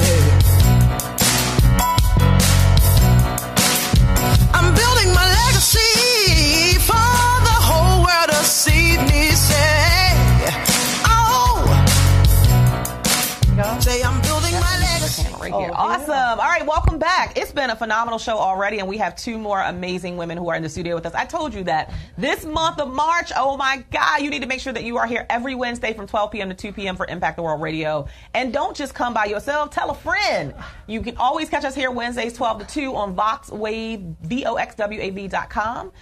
Or, of course, I typically stream it through my Facebook page. All right, so my next guest is Patricia McDougal. She's the founder and chief executive officer of Patricia's Professional Photos, LLC, located in the Washington, D.C. metropolitan area. She's renowned for providing services at iconic places and history-making events in Washington, D.C. This is true, because you everywhere. I mean, everywhere. Oh, when I saw you at the... was the Women's March? Yes. I was watching the first one, TV, the second one, and I took a picture of the first one. I was like, I was squinting my eyes, like, is that who I think it is? And sure enough, she was up on the stage doing her thing. Yes. But this includes the White House, the U.S. Congress, the State Department, international organizations, embassies, academic institutions, and faith-based organizations. She's also the radio host, I didn't know this, and producer of Patricia McDougal On the Scene, Celebrity Photographer, which is aired every Sunday at 2 p.m. on WLVS Radio. She's been awarded so many awards, including the Joe Mann's Black Wall Street Award, President's Angel Award by the National Congress of Black Women Incorporated. That's huge. Yes. Voted one of the top Black female photographers in the Washington, D.C. area, and nominated by the Caribbean and African Faith-Based Leadership Conference to receive the honorary doctorate in humane letters for her humanitarian and ministerial work. Welcome to the show. Well, hey, I'm so happy to be here. I'm so happy you said yes. What? Because you are a busy woman, and I always see you doing your thing. You're like seriously, she's everywhere. She is the go-to photographer extraordinaire. You will always be that. I will always reference you as that. So how did you get started in photography? Well, I tell you, long story short, I do work at Howard University full time. That's yes, I didn't mention that. You didn't mention that, right? But I wanted to mention that too. Shout out to Howard. Howard HQ, yes, we're in the building, right? Okay, so how I got started was I used to take care of my mom for years because she was sick, and I couldn't go to a lot of places. So I said I always wanted to, get involved in things, and so. After she passed, in 2009, a minute ago, I just bought a camera and I started taking pictures. And the first place was actually at the National Harbor with the ice, when the ice, we really taking pictures, right? But then I couldn't get the lighting right because, of course, ice, it's cold, it's, and plus it's too much light. So I said, okay, wait a minute now. I need a flash. So then I got the camera, I got a flash. Wow. And then people just started inviting me to take pictures. And then they said, can we pay you? I'm like, sure. How much you want to pay? I'm like, I don't know, $50, $5, I don't know. So then then I said, well, what is the real? Because everybody kept hiring me for $50, right? So I said, wait a minute, hold up, $50. But what is that? I mean, for like 3-4 hours, and I go, wait, I had to get the going rate, right? Right. So anyway, so that's how I started, and then just kind of being at the right place at the right time. Everybody was calling me up to do the photos. And but like, where did that stem from? Because I mean, there are a lot of photographers that people can choose, right? So how do you? And maybe there is no magic formula. There is a lot, but right. how do you position yourself, or how did you position yourself throughout your career to get some of these amazing opportunities that you're getting? Well, I'm going to tell you, every photographer is different. Everybody has a different style. Right. I go in there wanting to tell a story after the event is over. Yeah. Photographers go in there trying to capture you up close and get a really good shot of you, right? I understand that, yes. But and I take 1,000,000 pictures, where some photographers, if I go in, they take 50, I take 1,000. So the difference is, I take 1,000, they take 50, and then I come out. You could literally go through the pictures, and if you had your finger on the button, it would go click, click, click, click. You would actually relive the event. Wow, I love that. And then I do video at the same time. So I'm holding my camera, click, click, click, and I'm doing video over here, and then I'm doing FaceTime over here. So people say, what are you doing? You're multitasking. Yes. And you know what? Not all photographers can do that, because you actually have to have a steady hand. And so that's kind of, I mean, I've just been It's like your competitive advantage. That is your competitive advantage. That's exactly right. And I love, though, yes. that you said that, because some of y'all need to take some notes, like doing things that other people won't do. So you got the typical photographer who comes in and takes 50 or 100 pictures. She's taking 1,000. And she's, I mean, seriously, like, how do you keeping it real? Right. Yeah, how do you edge out your competition? Come on now, you got to make yourself more valuable in some way. So I definitely do consider that as a competitive advantage. That's beautiful. So what's your favorite thing to photograph? I like events, meaning like musicians, singers, behind the scene. Like, for instance, when I was on the stage, of course, you know, at the Women's March, as you said, I was like behind the scenes. I was back there with Madonna, you know, Cher, everybody who was on the stage, right? Right. And so I kind of like the going back there and just kind of networking and feeling the energy. You don't have a lot of million photographers back there grabbing at them, so you're able just to kind of take them candidly. So I kind of like events like that, but I also like your events. When I went to your events, when I was the photographer, right? Yeah. It was so inspiring that when I was there, I mean, I watched everybody come up and talk, dance around, get them pumped up. Right. I really enjoyed your event, so I really want to thank you for having me come out for that. Absolutely. I mean, because that was one of the, like, I mean, I've go to many events, and that one was off the charts. I love it. Playtime was over. Playtime was over. She came in there, she didn't have no makeup on, she was on the side. That's I'm like, should I take a picture? Wait, hold up. I'm like, wait, okay. So then I said, wait, but maybe that might be part of the show. And it was. It was so, for that year, I came out, I wasn't dressed. I just had on some flip-flops and some sweatpants and a shirt, no makeup. Nothing. And my intention was to make everybody feel comfortable just being themselves. Right. Like, I know you got pretty to come here, but if you want to kick your shoes off, kick your shoes off. Like, we just want to get to the real you. We're not worrying about your makeup and what kind of lipstick you have on and your red bottom shoes. Like, that's cute how you walked in here, but now we want to get to the core of who you are and how do we shift your mindset so that you can achieve what you want through your business and in your life. So yeah, that was intentional. And you kept him energized, so it wasn't boring. You had him over here, he was doing something over here, he was doing photos in the back, you had him running around, exercise. So that is when I'm doing photos and I go to events like that, I enjoy it because I learn so much from events like that. Now talk about the importance of connecting with other photographers. Like, are there photographers where, like, let's say you're in the space and you're great at what you do, right? Let's say you're in a space, but do you find that when you're in a space with other photographers that you ever learn? Well, you don't necessarily learn from the other photographers unless they're set up in the back and they're actually doing a photo session and they're doing green screen or something like that. Then you kind of see their style. Right. But if they're moving around the room, you watch them and see how they work the space. Some are too invasive, some get in your face, some stand back and take their pictures with a zoom lens. So I kind of watch them, but what's important about being in the room with another photographer, a lot of photographers don't like you to be in the room with them. They want to have sole control of what's going on. Me, you could have 5 photographers in that room because everybody has a different eye, and everybody's not going to get the same picture, and everybody's going to come away with that photo session different, right? Yeah. So they can get up there and get it close. Okay, I'm a back. I can get the same picture because I can stand here and get this angle up. And if they're working one side, I work the other. So I work the opposite. I don't follow them around. Some photographers follow the photographer around. If you set up something, they don't want to miss nothing. They're right behind you like a tag. So if you're the only photographer in the room and you're controlling the pictures, that's best. But I don't necessarily have to be the only one photographer in the room. I enjoy being in the room with other photographers. I love that. I love that you're flexible. And that's not normal, right? Yeah, right. But I love that you're flexible and not rigid, and that you're open to adjusting to whatever the situation is. It's not like, oh, well, I thought I was going to be the only one here,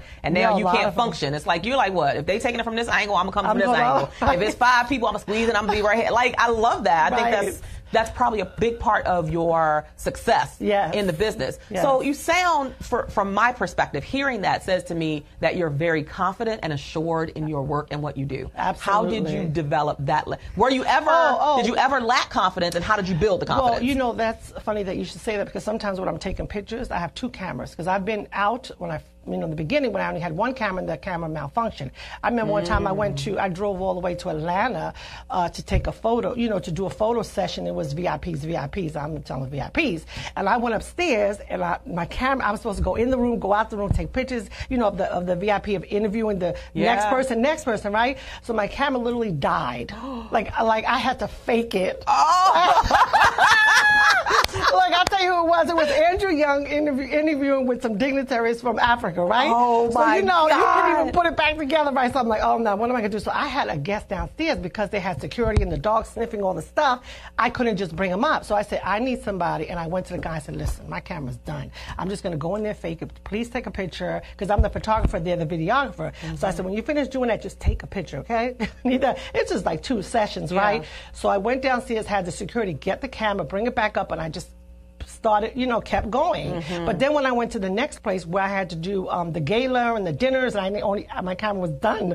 So I had to use the kids' camera the whole entire time. I said, listen, we're not hired for videos. I know you wanted to do videos, but I need that camera. So I was lucky that I had the other camera. And when I got back, I went out and bought a second camera. Because you do not, I don't tell, if you're doing an event and you see a photographer, they do not have 2 cameras, I'm just saying. I'm just saying. You know what it is. You know what you're working with. If the camera goes out, they're not going to tell you. You better get some pictures with your phone. Right. You have to see how you can work it no matter what. You have to make, because they don't care if your camera went out. They just want to make sure everything is working. Exactly. At the end of the day, you better have that picture. At the end of the day, you better have that picture. That's all the person cares about. Like, up in here, you got that picture. Did you get that picture? Exactly. Did you? I'd be like, wait a minute, hold up. I take 100 pictures. I got that picture. Exactly. But I love that you were willing to learn from something that was initially a failure, right? Because all of us fail at some point in our businesses. Like, when we do it, and we're like, oh, Lord, I can't never do that again. Or I got to change it. And you immediately rectified it. That was the thing. So you fall down, but the question is how you can get back up and what you're going to do about it to make it better. So I love that. I love that. And, all right. So, and lighting, too. You put the light. If you light, you're doing something and taking pictures, you have a flash on the top. You ever see that with the cameras? And your batteries die right at the moment. Right. I've seen that happen. What? So if you don't have a light extra to put on there, batteries to put in there, or your camera doesn't have a flash, you better think really quick. Right. So you learned all of this just through trial and error, or did you go for... I took classes. Okay. I took classes at Howard. I took classes outside, CalMet. They used to have it there. I don't know if they still do. I took lots of classes. So I think if you want to be a photographer, you have to learn by trial and error, yes. Right. But you have to take classes because of photography, lighting is everything. It is. Lighting is everything. That's it's too so bright. True. It's too, everything is lighting. You have to have that skill to, if a photographer says he knows about lighting, that's the most important piece. Yeah, there's a photographer that I use for some of the events that I do. His name is Devin Trent. I'm shouting out Devin Trent. And I'm also shouting out a young lady who came and photographed me at an event this past Saturday, Ladrina. That's so bad. I'm so bad with names. And she was on here earlier. Let me see if I can find her name real quick. Lindria. I think it's Lindria. Okay. Oh, girl, I know that name. Forgive me for jacking up your name. Don't worry, but girl, anyway, got you. and it was last minute, and I was like, I need somebody who can come all the way down here in Prince Frederick, Maryland. My. But she did an amazing job, and it was the lighting was everything. And it wasn't very light in the place, but she was clearly prepared. Right. Yeah, you don't need a lot of light. Devin just photographed me I spoke for the governor's office on Thursday for International Women's Day, and it was very dark. Now, he'd asked me, he said, can I bring lights? I was like, no, don't bring no lights because it's not that kind of event. And I don't want you. I'm thinking big, humongous lights, right? So we get into the facility, and he's like, he went to the lady who was organizing, he was like, is it going to get any brighter than that? I tell him, I go in the back and tell him to turn up the lights a little bit, please. He asked that question, and he was like, she was like, well, no, we're going to leave it kind of dim like this. He was like, well, do you mind if I bring in my lighting? And he went and got his light. No, he did. And then pictures came out phenomenal. Yeah, so you're right, that lighting, obviously it matters. Everything. So if somebody wants to get started, so look, let me just say this. I have been considering taking photography. Oh, girl, I'll give you lessons. Not that I even want to do it professionally, but I just... I like to tell stories, as you know that. I like to tell stories, but I typically do it through my phone. Yes. But I'm kind of like, maybe that's, I'm in a season where my kids are growing up. My kids are 10, 11, and 14. Oh, you so got it's them not like the me. babies anymore, the baby stage, and they have their own interests, and I want to figure out who I am again. Right. And one of the things two things I've been interested in, photography and culinary.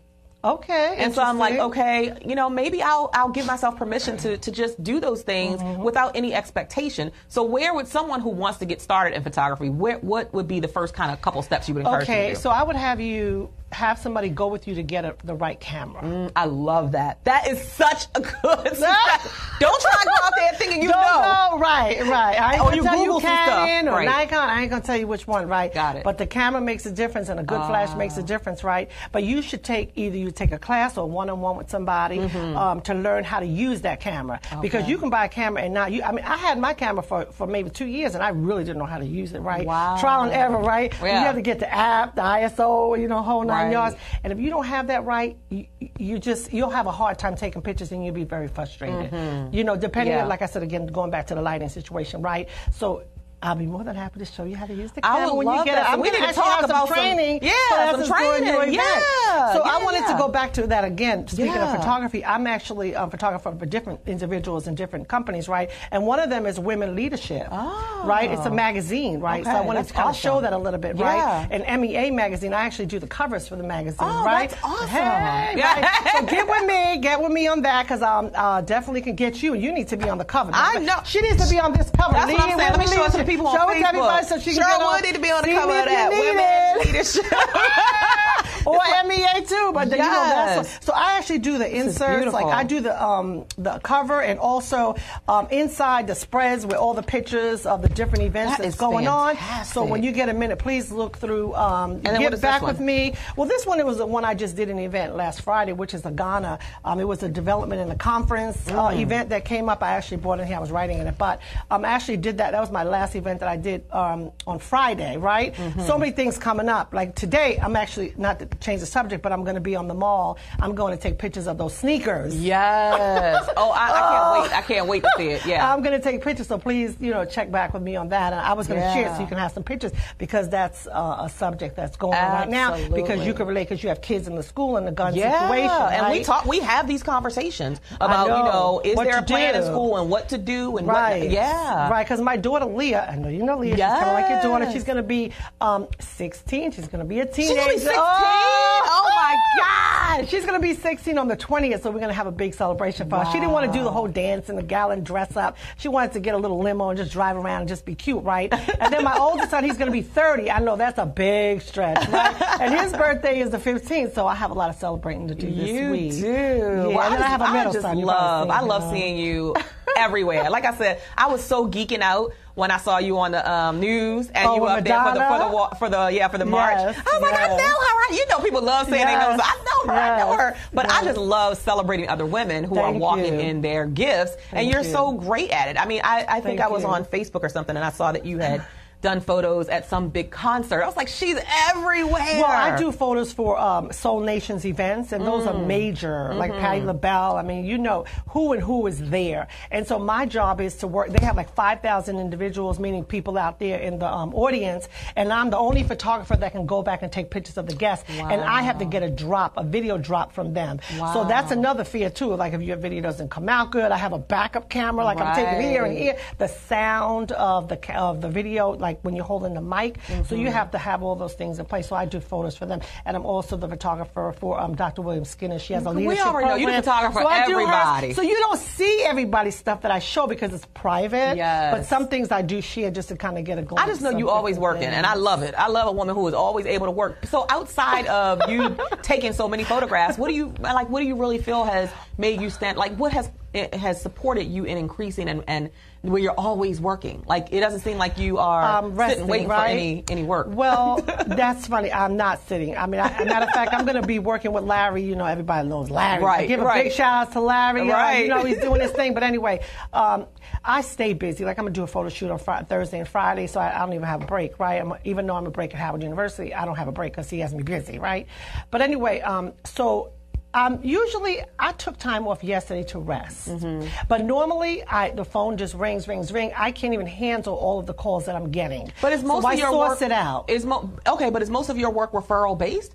Are you getting like They this person call referred me, to this person? I guess they're referring me. I just get calls all the time. They see me on the radio show. They ask me Right. questions. They come out. They want me to do awesome. all kind of events. And Yeah. but I can't handle all of them because I work from 9 to 5 in the day, so I have to kind of source out the many of the events that I do. Yeah, but you're getting a Right. percentage, I hope. I know you got that in Sometimes place. it depends on what it is. If they're not getting a high percentage, Yeah. it's not big, All depending right. on who I'm sending, of course. Okay, Absolutely. I'm just saying, make sure you Refer 'em, implement yes, a I referral do. fee Yeah. program. I'm just saying. Oh, no Get doubt. them coins, right? Yes, you have to keep It's it been, business. man, it's been so great. I've loved this conversation. Right. And again, I celebrate you. Like, Thank you. if anybody knew me, my husband, he's on here. He'll tell you, I'm like, yes, I'm talking to the computer, cheering for my other sisters, and you are one of those women. I'm like, I cheer for you, love too. seeing you do Yes. your thing and Thank all you. that God is blessing you with. So Thank you. keep up the great work. How can people Thank reach out to you. you if they want to utilize your services? Well, they can reach me at PatriciaMcDougallPhotos.com. They can email me at pmcdougall6@gmail.com. That's pmcdougall6@gmail.com. But please visit my website at PatriciaMcDougallPhotos.net or PatriciaMcDougallPhotos.com or PatriciaMcDougallOnTheScene.com. So many places, right? People say, do you have a website? And I'm like, just Google my name, Patricia I was McDougall. gonna say, just Google her. And you're going to get all my info. You can get all her info. Yes. And are you on Instagram? And I'm on Patricia McDougall too, on Instagram too. And I just wanted to say one thing. Yeah. The reason why I started photography and started my business because I was at Howard and I was working there for 10 years. And right before the 10 years, of course, everybody does, they get rid of you, right? And bring you back.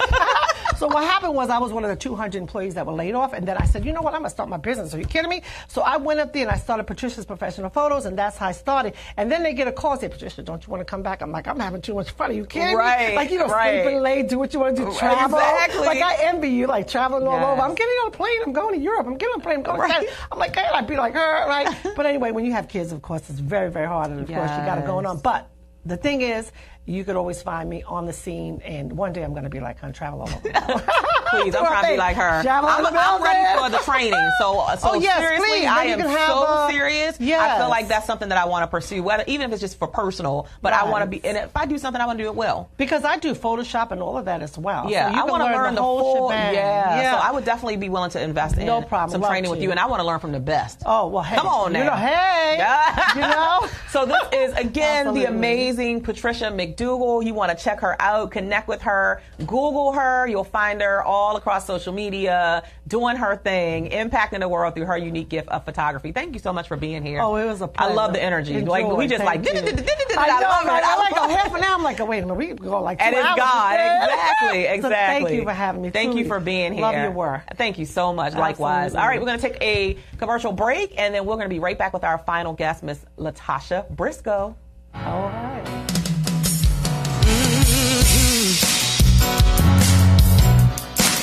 We have powerful words. We have powerful minds. We use our voices and freedom takes flight. And we're ready to work. We're ready to win. We have a strategy. strategy, and now we can begin. We are standing bolder, shoulder to shoulder. Playtime is over. Playtime is over. Now you are a champion. God is my witness. Imperfect perfection. Living my mission and winning. See, we are influencers. We have fear, but don't stop. I have the confidence to rise to the top. We are standing bolder, shoulder to shoulder. Playtime is over. Playtime is over.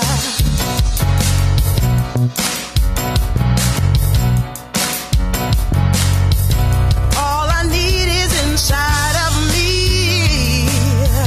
I am enough, and now I see. Yeah, I will reach my destiny.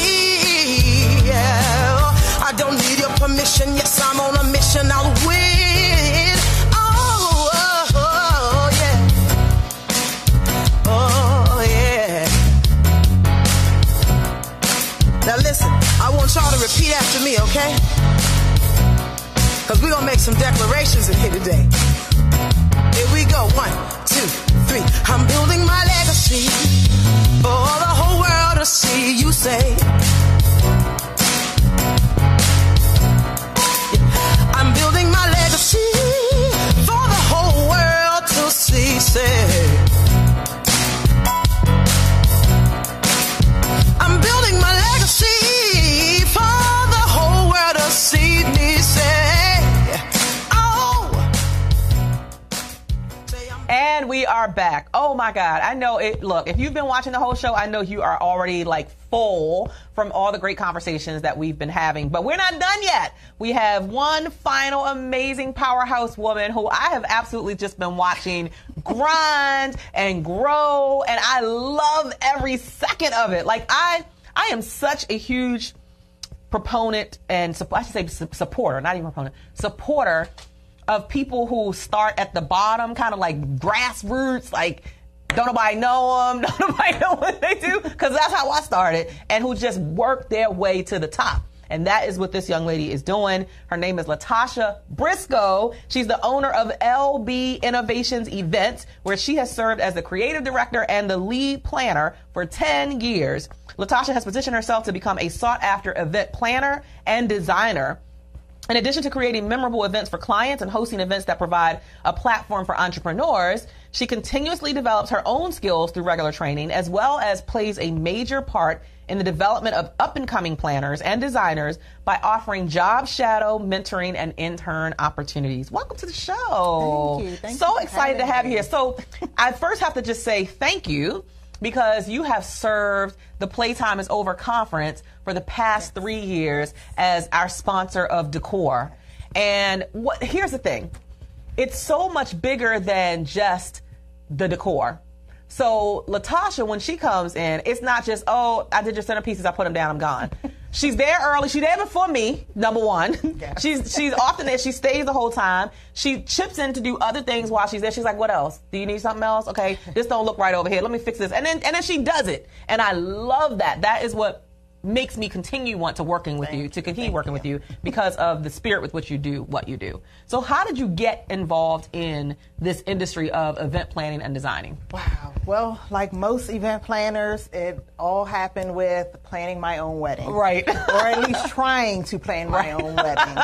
And wanting to be the bride, the planner, the decorator, the florist, and everything else. Yes. And just trying to have my hands into everything, I'm like, oh, I can do this easily. Yes. Well, when it's your own wedding, it's impossible, or nearly impossible without help.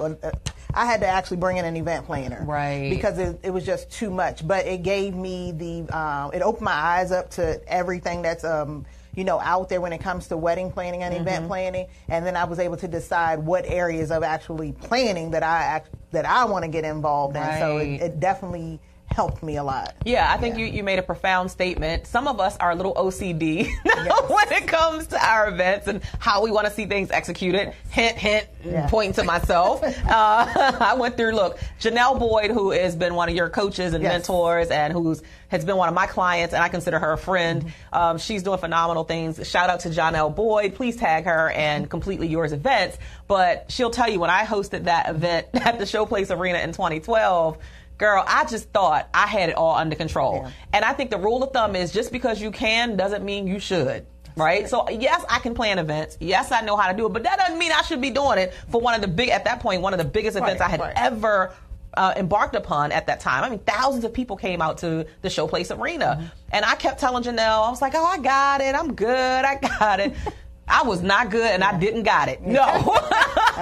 Like, I needed help. I needed support. And I will never forget, it came down to the last couple of days. And then I was calling her. I was like, Janelle, I do this. I do this. I do this. I do this. Can you do this? Right. And I'm giving her a list. And she's like, I told you release it. And that was one of the first lessons of me learning to release, because other people are qualified to do what you need done. So you started off because you were trying to plan your own wedding, and then how did it kind of grow from there? Well, starting off and then getting to where I am, there was that breakdown moment. I lost my mom. I actually also lost my mom in 2009. Oh my God. Yeah. And I lost my dad in 2009. Right. That's crazy. That time period, and that's actually when I met Janelle, and changed my life. Yeah. Because I had the passion before. I knew what I wanted to do, and I enjoyed doing the event planning. I wasn't really doing the business part that I should have been doing, because I wasn't focused on business. I was focused on, this is my passion. I'm just going to go out here plan events. Like a lot of women in business. For $50. Right. And I'm going to do or this. for a ham sandwich and a thank you. Yeah, and I'm going to do it because I like doing it.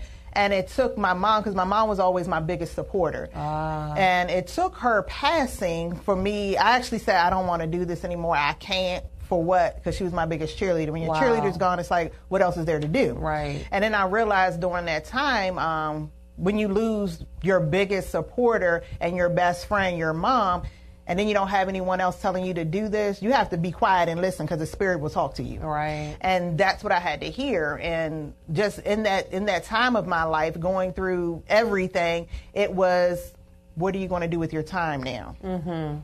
Yeah, you're still going to get up and go to work, but how are you fulfilling that emptiness? Yeah. And it took me literally, I met Janelle, and she was like, why did you get started?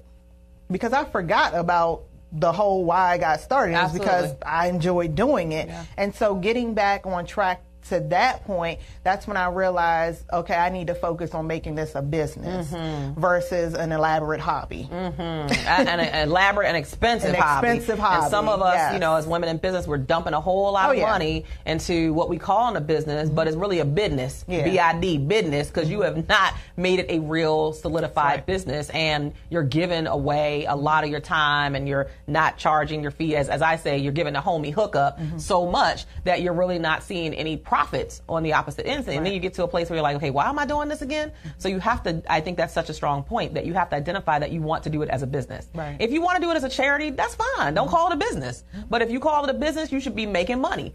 People who are in business make money, talk about money, negotiate money. And if you ain't ready to do those three things, then don't call it a business. So so I love that you said you had the cheerleader and then that was gone. And then that, again, another valid point is the importance of coaches and mentors. Because sometimes it can be about the strategies and it can be about the ideas, but sometimes it's just about having somebody who got your back, somebody who is cheering for you in addition to you. So you guys know, earlier I shared that I've released 31 pounds.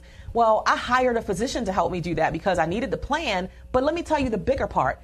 This physician cheers for me like I cheer for me.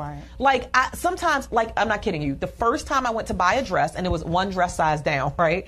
I took a picture of the dress tag and I Facebooked it to him, and he replied. This man is busy. He took time from his schedule and was like, you are my superstar, blah, blah, blah, blah, blah. And every time I go and weigh in, he's like, there's my superstar. How we do this week? And that is such a necessary part of the process. So don't ever underestimate the importance of coaches and mentors who cheer for you in addition to helping you with the strategies and the blueprint. Right. Yeah. Right. Okay, so talk about some of the failures maybe that you have experienced through the journey of going from Latasha, who was, all right, I'm thinking about it. I kind of lost my passion to, okay, now I know I want to do this. And now you're like doing everybody's events. Right. So as you mentioned, a lot of the separating the hobby from the business, I put out a lot of money at the beginning, just spending unnecessarily on business cards that really didn't help, website work that didn't really help, branding that didn't really help, and until I figured out, start with the foundation, figure out, define what you do, and then we can perfect the rest of it. Yeah. So, it took a lot. I wasn't investing in myself in the early stages. So I've learned to not waste money and put my money in a better place, investing in those coaches, investing in those programs and the learning developmental programs. Yes. So now, before you might come across people that say, oh, I already know how to do that. I don't need to go to this person for that person to tell me how to do this. I can find it on the internet. No, you need to talk to someone who's been through it and who's done that. Right. And that's, how a lot of the things, especially when it came to contracts, that's the biggest issue that I had was making sure I had a tight sealed contract because you lose money when you don't. Absolutely. And you don't pay attention to those things. You just worry about doing the work. Right. But it's that one time when you have that one client that says, oh, you didn't do X right and now I want all my money back. Oh, that's so good. You don't get a refund on your time. Right. Or the team that you had to pay. So it's like, okay, what do I need to do? And starting there mainly with those contracts helped me eliminate or avoid in the future a lot of those mistakes. Yeah, so invest in you. Like somebody asked me about I have a new program, Speaker Development Lab, and someone reached out and was like, well, I took this session that you had. Do you think this will still be good for me? Girl, any type of ongoing continuing education is good for you. Right. Because number one, you're going to possibly hear something that's new and creative that you haven't heard before. Or number two, you're going to hear a pivotal reminder that you need, and we can never underestimate the value of reminders, because just because you hear it don't mean you're doing it. And number three, you're going to be in a community of other people who are, as Jennifer was saying, like-minded, and you need that as fuel to your fire. So all three of those things are such an important component of investing in yourself. So I think that's very, very a key point. I know you guys are taking away great nuggets like I am. Hey, Kiana. Yeah, get it, Cheryl. Thank you, girl. They still cheering about the 31 pounds, girl. Me too. I'll be doing a Facebook Live later. All right, so let's keep it going. So what's your favorite type of events to plan? And what's your favorite component of the event planning? Because you do planning and you do design. Yes. What's your favorite, and then what's your favorite type of event to be a part of?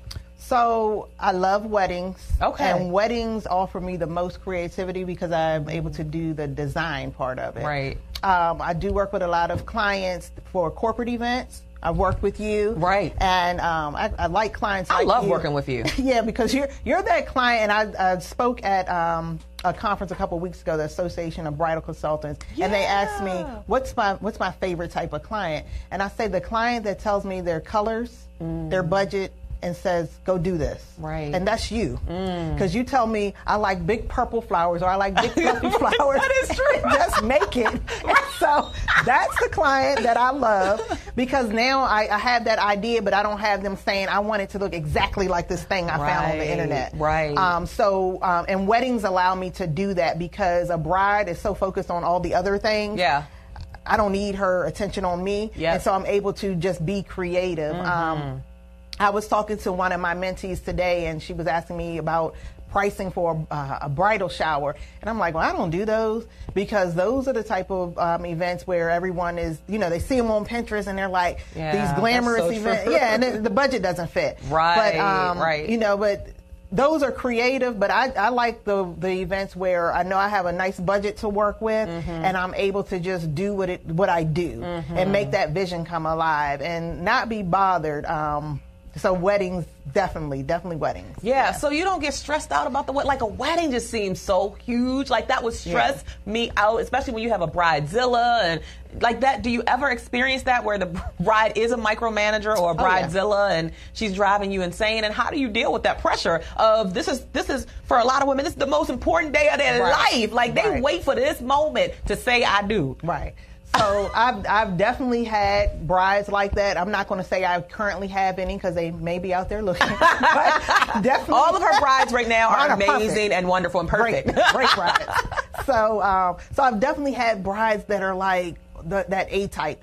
Yeah. But that's where I have an assistant come in, and where I bring in another planner, and I'm like, okay, this is what I have. This is the event. These are the colors. This is the design she's looking for. But I need you to talk to her about this program. Right. I need you to find out what she wants done during the reception, because I don't want to talk to her. Right. Because me and her, we're gonna bump heads. Right. She wants me to do the design work at her event, but when it comes to the details, because I go by a timeline on everything. When it goes to filling in the blanks for that timeline, so we can see what your day is going to look like. Here, right. talk to my assistant, because there are just some things that I know what I'm good at, and I know where my patience level is. There you go. And we got to meet in the middle somewhere. Right. I love that. It's knowing yourself, knowing what your lane is, what your expertise is, and knowing what you can't look. Like, even with me, with my assistant now, it's like, girl, call him, because I just can't do it. Right. Like, I'm very patient, but then there are some things that just really, it's like, and I just give it to her. Mm-hmm. So I think having that buffer is such a key point for all business owners, having that buffer where you don't have to always do the direct interaction with the person. Right. Especially if you feel like it can get a little heated because the person has a strong opinion or view about what they want, and you're like, well, look, your budget don't cover this. Yeah. and because I'm at that point where I know who I am and I know the type of person I want to work with, it's now allowing me to better define my ideal client. Yes. Because that's very big also, because it saves you time with going through consultations and meetings with that person that's not your ideal client. Absolutely. We're not going to meet. We're never going to get that far down the line that I'm going to walk you down the aisle, because we're not going to get past the consultation. Right. We have creative differences, so let's move on. Right. I love it. So do you turn down business? Oh yeah, that's the thing. I know Patricia mentioned during her segment how she's able to now refer, whether it's the timing or scheduling, whatever, she can refer things out. And that's where I'm at now. Either, okay, your date doesn't fit, I definitely can't do it. Right. But if you call me and you say you want to bring in zebras and you want the, if it's something that I'm like, that's not going to look good in the pictures that I want to present for my brand. So I'm not going to be able to do this. Wow. But let me give you a list of some other planners who love zebras.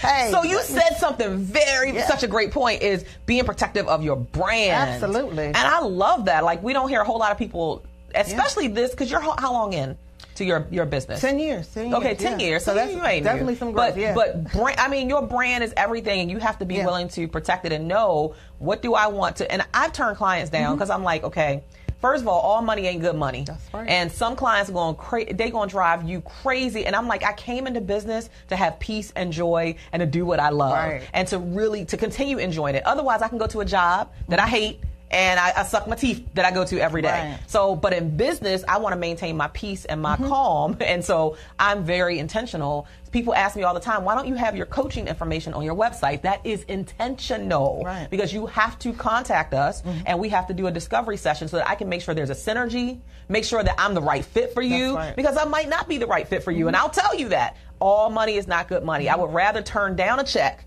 than to accept the check, and then I'm frustrated, you angry, I'm angry, and we've just button heads. So I think that was such a powerful statement that you made. Yeah. So then let's talk about an upcoming event that you have. And I love this event. I love the title. I love everything about it. It is called Sweatpants and Chill Retreat. Yes, the Sweatpants and Chill Retreat. Okay, so talk about how you came up with this concept and like what is the intention of it? So I attend, as an event planner, I attend a lot of events because I'm either hosting or planning or behind the scenes, but also attend a lot of events as an attendee. And it's always, what am I going to wear? I got to schedule a hair appointment. Oh my God, I need makeup done. Right. And I'm like, well, I just want to go to a conference, get all the information, and be comfortable. Why can't I wear my sweatpants to PTIO? Right. But that's so funny though. It's so funny because I actually thought of that before, but I didn't move on it. That meant it wasn't meant for me to move on that idea. Right. I believe that. I believe sometimes you get an idea and you move on it, or if you don't, then God takes it and he gives it to somebody else who's supposed to move on it. So I love it. When I saw it come out, I was like, yes! Can we just put on those sweatpants and can we just chill and still learn the information? That's right. So tell us some of the speakers and what's the whole concept of what we're going to learn at this retreat. So it's a 3-day event. Friday night is going to be all about relationships, personal relationships, professional relationships, and how they intertwine. And our keynote speaker for Friday night is Janelle Boyd. Oh, yay, Janelle! Yeah. And then we have one of our expert speakers on the actual panel is going to be Cheryl Duncan. And last year she did the big proposal and wedding in a day. So her and her husband they just went viral with that. Oh, wow. So she'll be one of our expert speakers. And then Saturday we have just getting down to the nitty gritty of who you are, and that's all about your mind, body, and business. And the keynote speaker for Saturday is going to be Tori Sudan, and she has Tori Sudan shoes. Black Italian shoe designer. She's from Baltimore. B-Boy is representing. I'm just saying, we are representing well. And it's going to be a full day on Saturday where we're talking about, like I said, everything from your mind and your body and your business and what to focus on in order to get to that next step and where you know you need to be in life.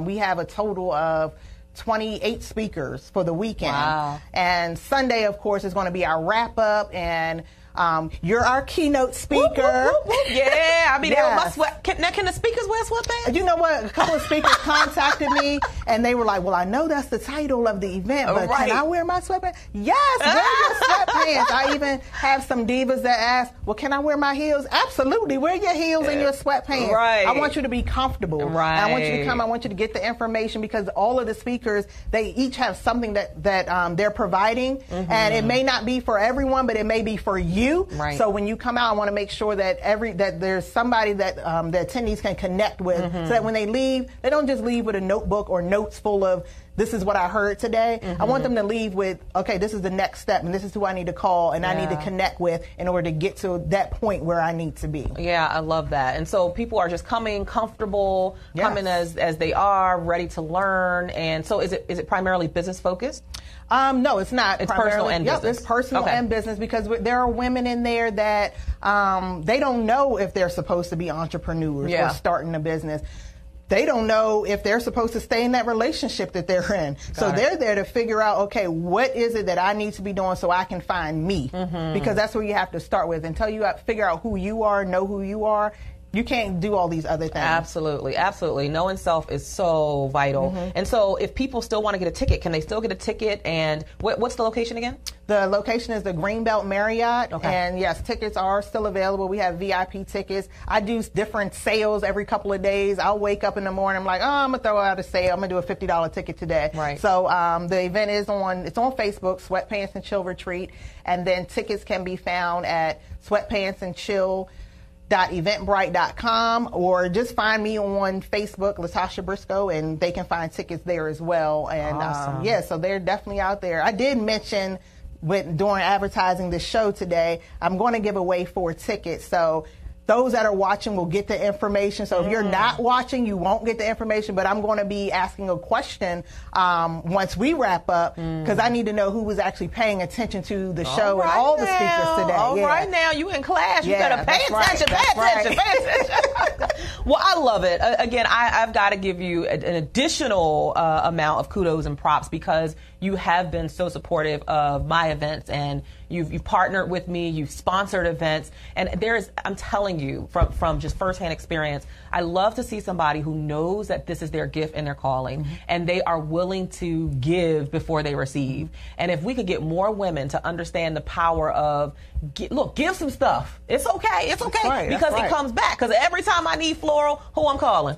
This is my go-to person. But it's because she demonstrated what she could do by giving first. So she sponsored my event. I'm like, okay, I love your work. I love what you do. Now I have firsthand experience in working with you. So for my anniversary, my husband and I had our anniversary party, 10th, and she did all of our design for that. I did a retreat Last year, she did the design for that. Like all of my stuff, I'm like, hey, can you do this? Can you do this? Anytime. She's always my first go-to person. And that's, I believe, how relationships oftentimes are formed. So, you don't want to stay in the giving phase, like, oh, I'm just giving. It's not reciprocal. But you do want to be unafraid to give something and to demonstrate what you can do so that you can sometimes build a relationship, and that can lead to even more business. I know when I first started, again, I did a lot of giving as a speaker.